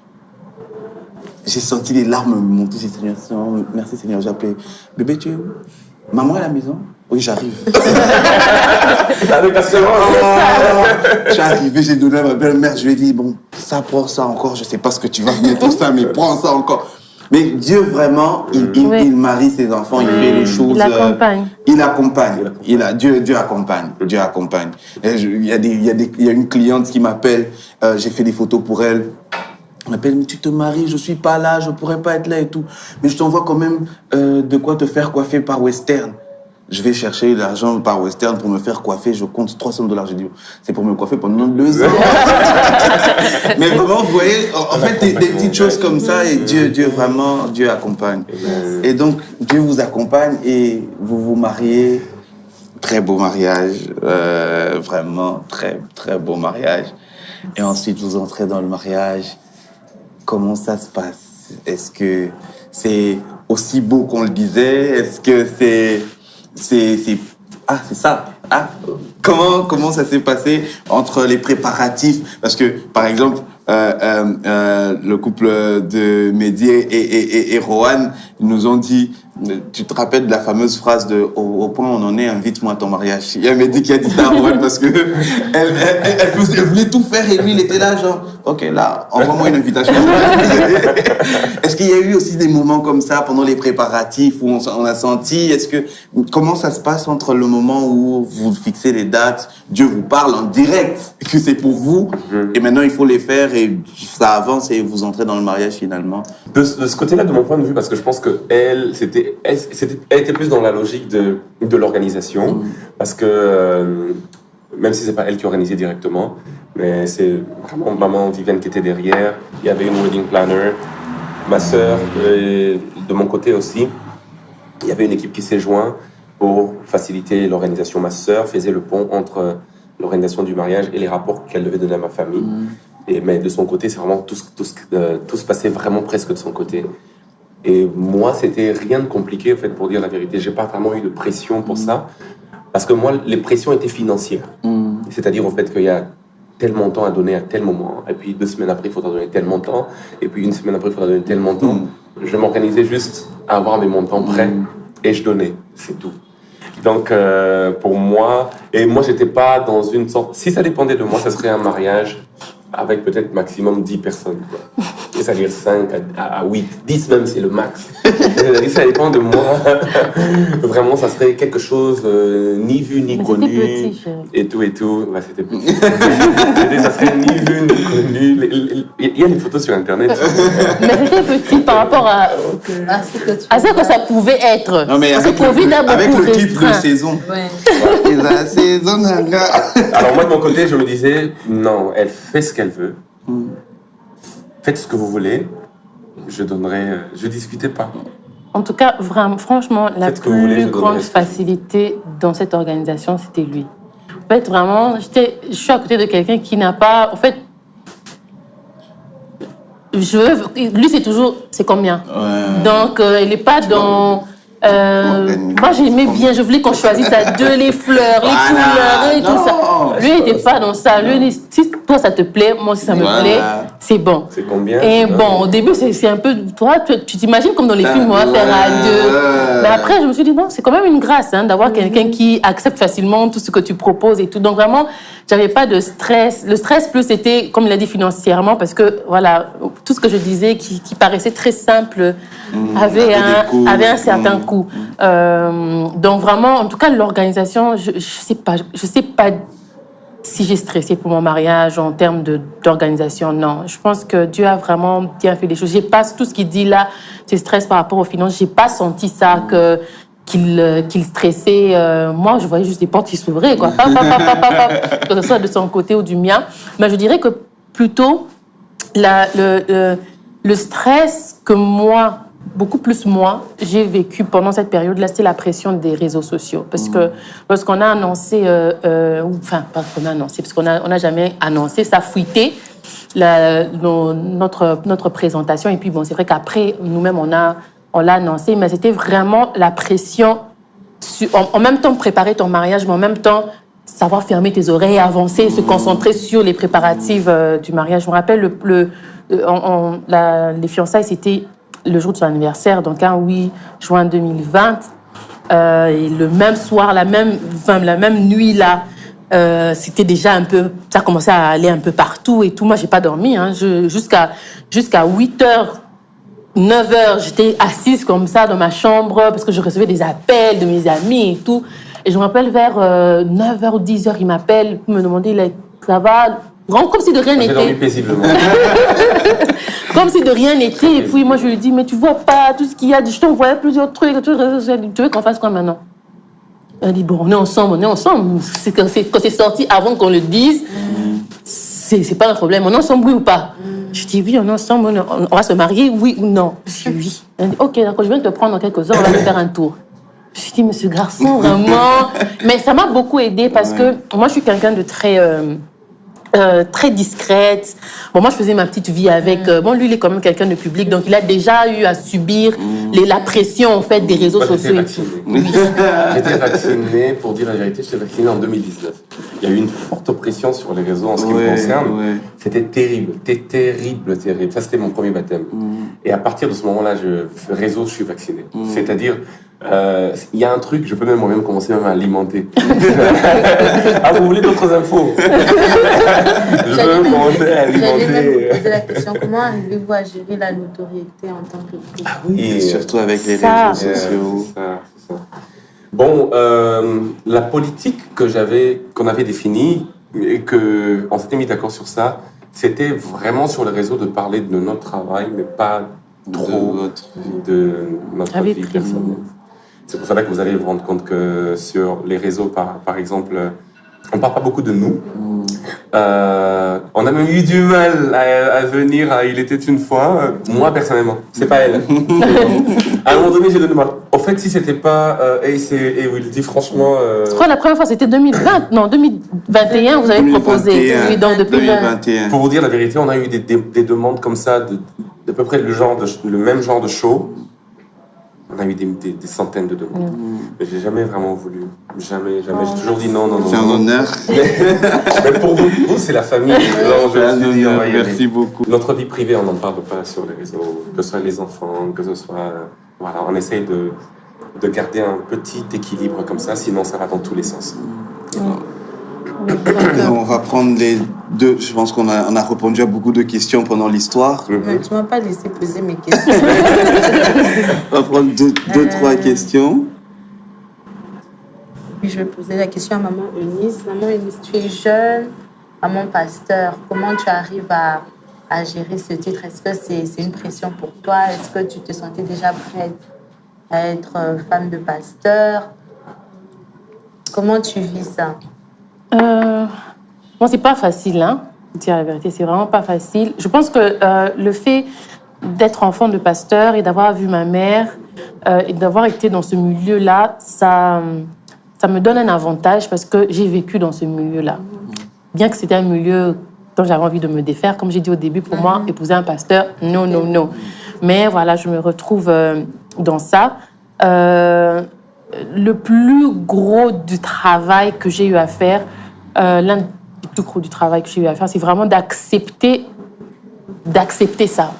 Parce qu'au début, vraiment, tu vis comme si ça n'existe pas. Mais j'ai dû à un moment donné accepter que voilà, mon mari, il est pasteur et qu'il y a une certaine manière de vivre, il y a une certaine manière de se conduire, au fait, qui va aussi avec le fait d'être enfant, d'être femme de pasteur. Parce qu'il y a peut-être des restrictions que l'on se pose à cause de ça.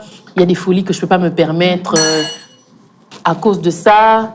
Et puis, en plus de cela, il n'est pas que pasteur, il est chante. Donc, en fait, je le dis souvent à ma mère, mais vraiment, j'ai eu l'impression que j'ai été propulsée ou j'ai gradué dans des classes trop supérieures très vite, quoi. Pour avoir été quelqu'un de très réservé, de privé, et puis pouf, t'es femme de pasteur, pouf, directement aussi t'es femme de chantre. Donc ça veut dire que même s'il n'est pas pasteur, il est chantre. Donc quand il n'est pas chantre, il est toujours quelqu'un, quelque chose.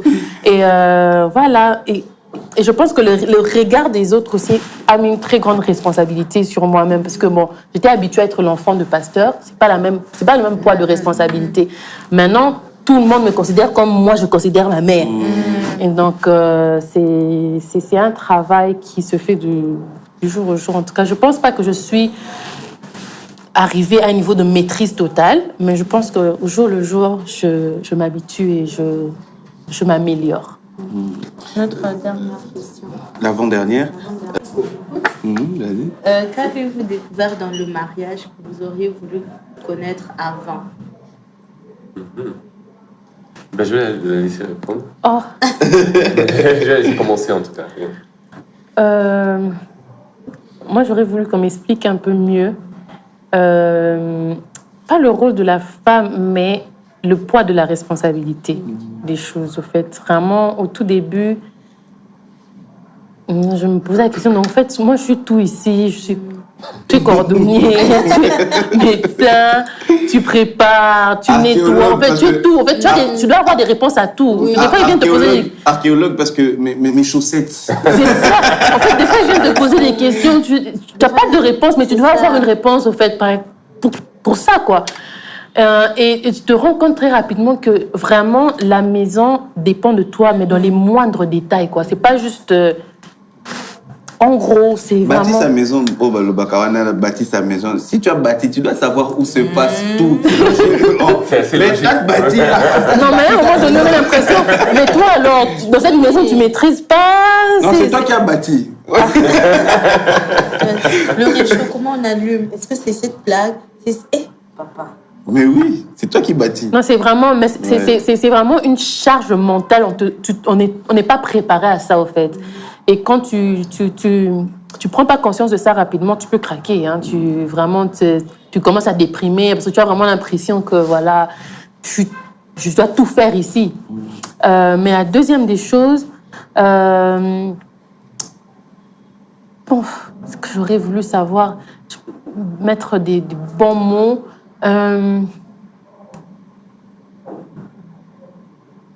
J'aurais peut-être pas voulu savoir, mais j'aurais peut-être pris plus de temps pour poser certaines questions et peut-être avoir un peu plus de connaissances sur certaines choses. Je pense que ça m'aurait donné plus d'ouverture et peut-être plus de maîtrise, surtout au début. Et la dernière des choses, je vais finir avec ça parce qu'il y a plusieurs choses que j'aurais voulu savoir, mais j'aurais voulu savoir aussi, peut-être mieux comprendre que la vie de couple, c'est vraiment, c'est une décision et c'est vraiment, chaque jour, c'est vraiment une aventure à vivre, à passer. En fait, chaque jour, quand tu dors, après, tu te dis, OK, merci. En fait, je ne me rendais pas compte de ça. Mais c'est vraiment chaque obstacle que vous traversez, chaque fois que... J'aurais voulu peut-être être un peu mieux préparée. J'avais comme l'impression que, voilà, c'est... on est bien, on s'entend tellement bien, maintenant que, voilà, ça sera seulement comme ça. Mais j'aurais voulu mieux savoir et comprendre que, voilà, il y aura des défis, c'est au quotidien. C'est pas... par épisode d'année. Dieu merci que tu dis ça comme ça, parce que comme ça, les gens entendent et savent. mais après, c'est quelque chose que même un vieux à moi m'a dit. Il m'a dit, de toutes les façons, tu ne seras jamais vraiment préparé totalement. Oui. Exactement. Et il y aura toujours des choses que vous allez découvrir différentes, des choses auxquelles vous ne vous attendrez pas. Il y aura... Et il y aura toujours des choses comme ça qui, tant que vous n'allez pas vivre quelque chose de bien précis, vous n'allez jamais voir cet aspect-là des choses. Il y a des choses qui n'arrivent que... C'est quand tu dois éteindre le feu et que tu n'as qu'un habit, que tu te rends compte que je peux éteindre avec un habit. Alors, il y a des choses comme ça que... On se découvre même la capacité d'y arriver seulement lorsqu'elles arrivent. Et si elles n'arrivent jamais dans la vie, tu ne sauras même pas que tu peux. Et des fois, on y arrive même différemment du voisin, parce que voilà, l'autre a été peut-être avec l'eau, mais toi, tu n'as que la vie. Exactement. C'est pour ça vraiment qu'on insiste à chacune de nos émissions pour dire que chaque histoire est particulière, chaque couple a son vécu, qu'on ne devrait pas prendre des calques comme ça pour se dire si ça fonctionnait pour eux, ça va fonctionner pour nous aussi. Chacun a sa vie, chacun a son histoire et c'est important de savoir vraiment c'est quoi votre bande et de garder la bande. Bien dit. Moi, j'aurais voulu savoir que... Vraiment, je le savais, mais j'aurais voulu le savoir par expérience. Mais on ne peut pas le savoir par expérience avant, donc on peut le savoir que dans le mariage. Donc j'aurais voulu savoir que les femmes posent trop de questions. Moi, je veux savoir qu'on est différents, qu'on est très différents. Non, franchement, des questions. Sur des choses, vraiment, parfois tu te dis, mais franchement... Non, Thomas, vous êtes en train... Non, mais c'est logique. Non, Thomas. Je donne un exemple. C'est des questions sensées. Netflix, on met un film qui vient de sortir, on le regarde ensemble. Et on arrive à un endroit, elle te demande, bébé, maintenant ici, il va faire quoi? Bébé, tu vois le film, il vient de sortir. On est allé au cinéma. On est au cinéma, s'il te plaît. On est au cinéma, on est assis au cinéma. C'est un film que je lui ai demandé, que je voulais aller voir parce que c'était la première fois que je le regarde. Mais il y a une scène et elle te dit, maintenant ici, il va mourir. Mais ça, je donne pas seulement pour l'exemple d'un truc comme ça, mais il y en a maintenant comme ça. Et sur tous les domaines. Et c'est que moi, je me souviens une fois, on me pose une question sur...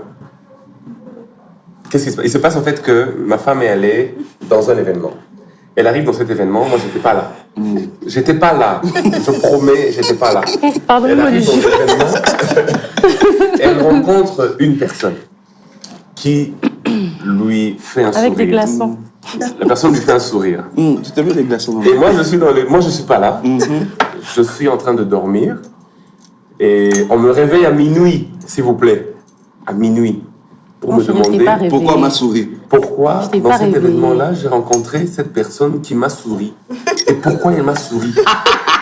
Oui, mais déjà, moi, je ne savais pas que vous êtes rencontrés. Je ne savais pas qu'on t'a souri là-bas.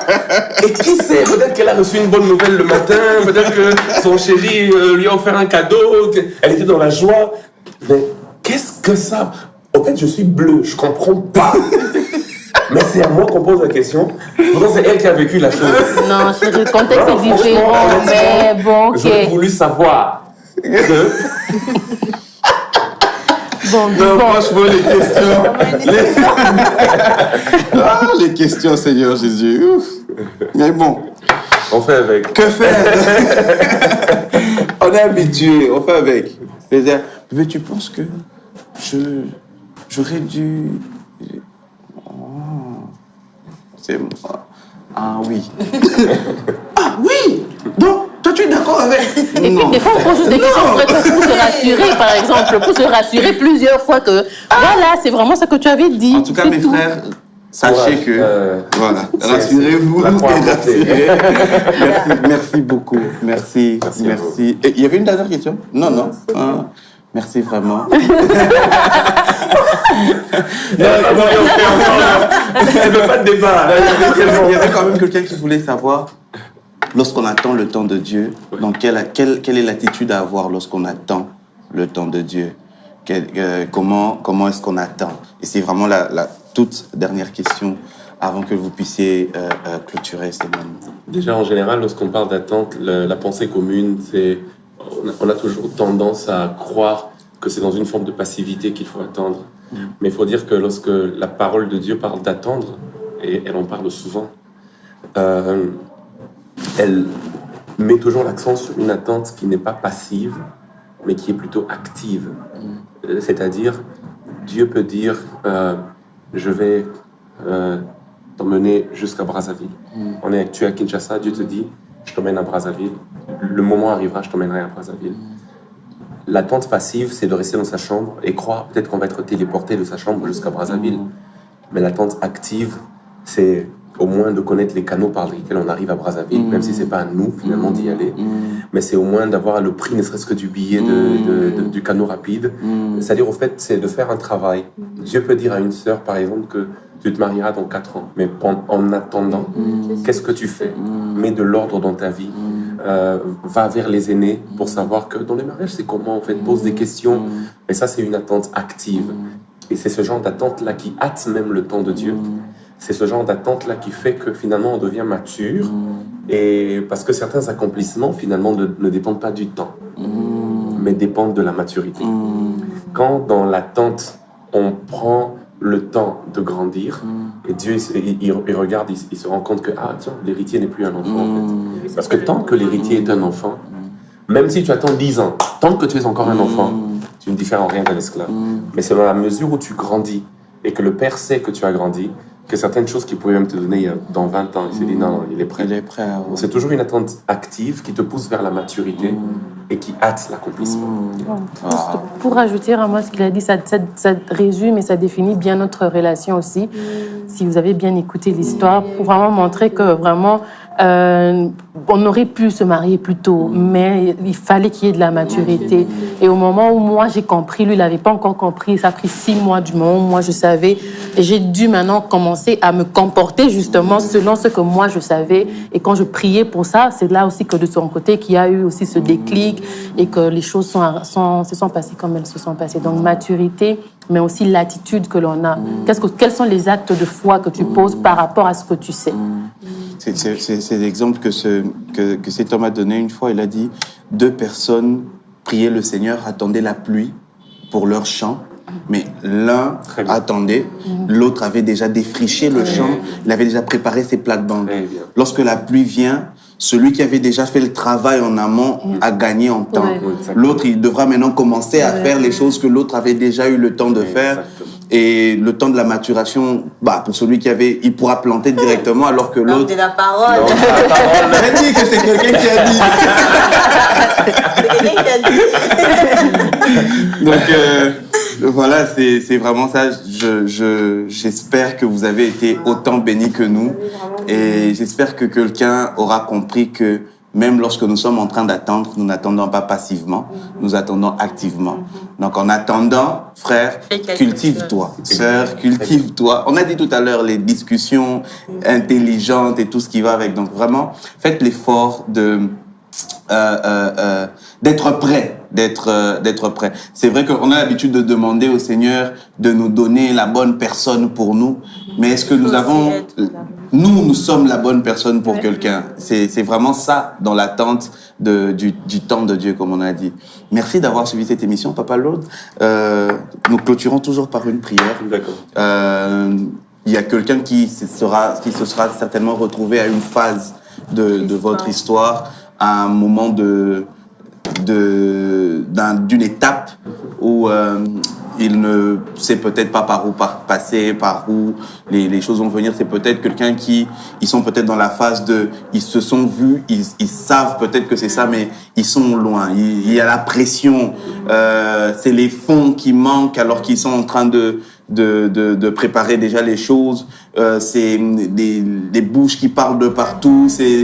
Peu importe l'étape dans laquelle quelqu'un va se retrouver, nous voulons que vous adressiez une prière au Seigneur pour ces personnes et que vous puissiez bénir le peuple de Dieu qui nous a suivis. Merci. Père, merci pour ce temps que nous avons passé. Merci pour ce moment d'inspiration et d'édification. Il y a quelqu'un qui nous suit, qui va peut-être se retrouver, qui se retrouve déjà, et d'autres dans le futur. Notre prière dans le nom de Jésus est qu'à chaque étape, tu les accompagnes. Parce que c'est toi qui as été avec nous, qui nous a accompagnés. Même parfois, lorsqu'on avait l'impression que tu n'étais pas là, tu étais là quand même. Tu faisais un travail de fond en chacun d'entre nous. Merci de faire ce travail de fond dans chacune des personnes qui nous suivent. Merci de nous donner la capacité, de leur donner la capacité de gérer la pression. Merci de leur donner, oh Dieu, la provision par rapport aux échéances qu'il y a devant. Merci de leur donner la patience par rapport aux distances qui peuvent se créer. Et merci surtout au Dieu de faire un travail en eux, de maturité, de maturation. Que les années ne passent pas seulement, mais je prie que dans les années qui passent, dans les temps qui passent, que eux aussi grandissent, qu'ils deviennent meilleurs chaque jour au contact l'un de l'autre. Je prie dans le nom de Jésus-Christ qu'ils soient des meilleures versions d'eux-mêmes. Et dans cette génération, mon autre prière et ma dernière d'ailleurs, pour tous les couples qui regardent et tous ceux qui veulent s'engager dans ce chemin, je prie dans le nom de Jésus que tu fasses de tous ceux qui nous suivent des exemples pour les autres. Au nom de Jésus-Christ. Amen. Amen. C'était Il était une fois avec le couple Lombo. Nous étions ravis de vous accueillir et de vous présenter cette émission. Enfin, on paye. Merci beaucoup d'avoir accepté de répondre à notre invitation. Et que Dieu vous bénisse et à très vite. N'oubliez pas de vous abonner, de cocher sur la cloche de notification et de suivre le pasteur Lord Lombo sur LL Ministries sur YouTube. Et ils sont sur Instagram, Maman Eunice aussi. Et aussi, il y a le livre Les Ténèbres de Dieu. Sur Amazon. Voilà. Prenez votre copie. Toujours disponible, encore et Et un toujours. deuxième qui arrive album. bientôt. Et là, On a hâte. Et l'album, Voilà. Célébrons Hébron aujourd'hui. Un album magnifique en tout point. Franchement, que je joue tous les jours. Laquelle? Tous les jours. Bolingo. Bolingo. en Merci, tout cas, n'hésitez pas à commander et télécharger sur les plateformes légales de téléchargement et d'acheter le livre. Que Dieu vous bénisse et très bonne soirée.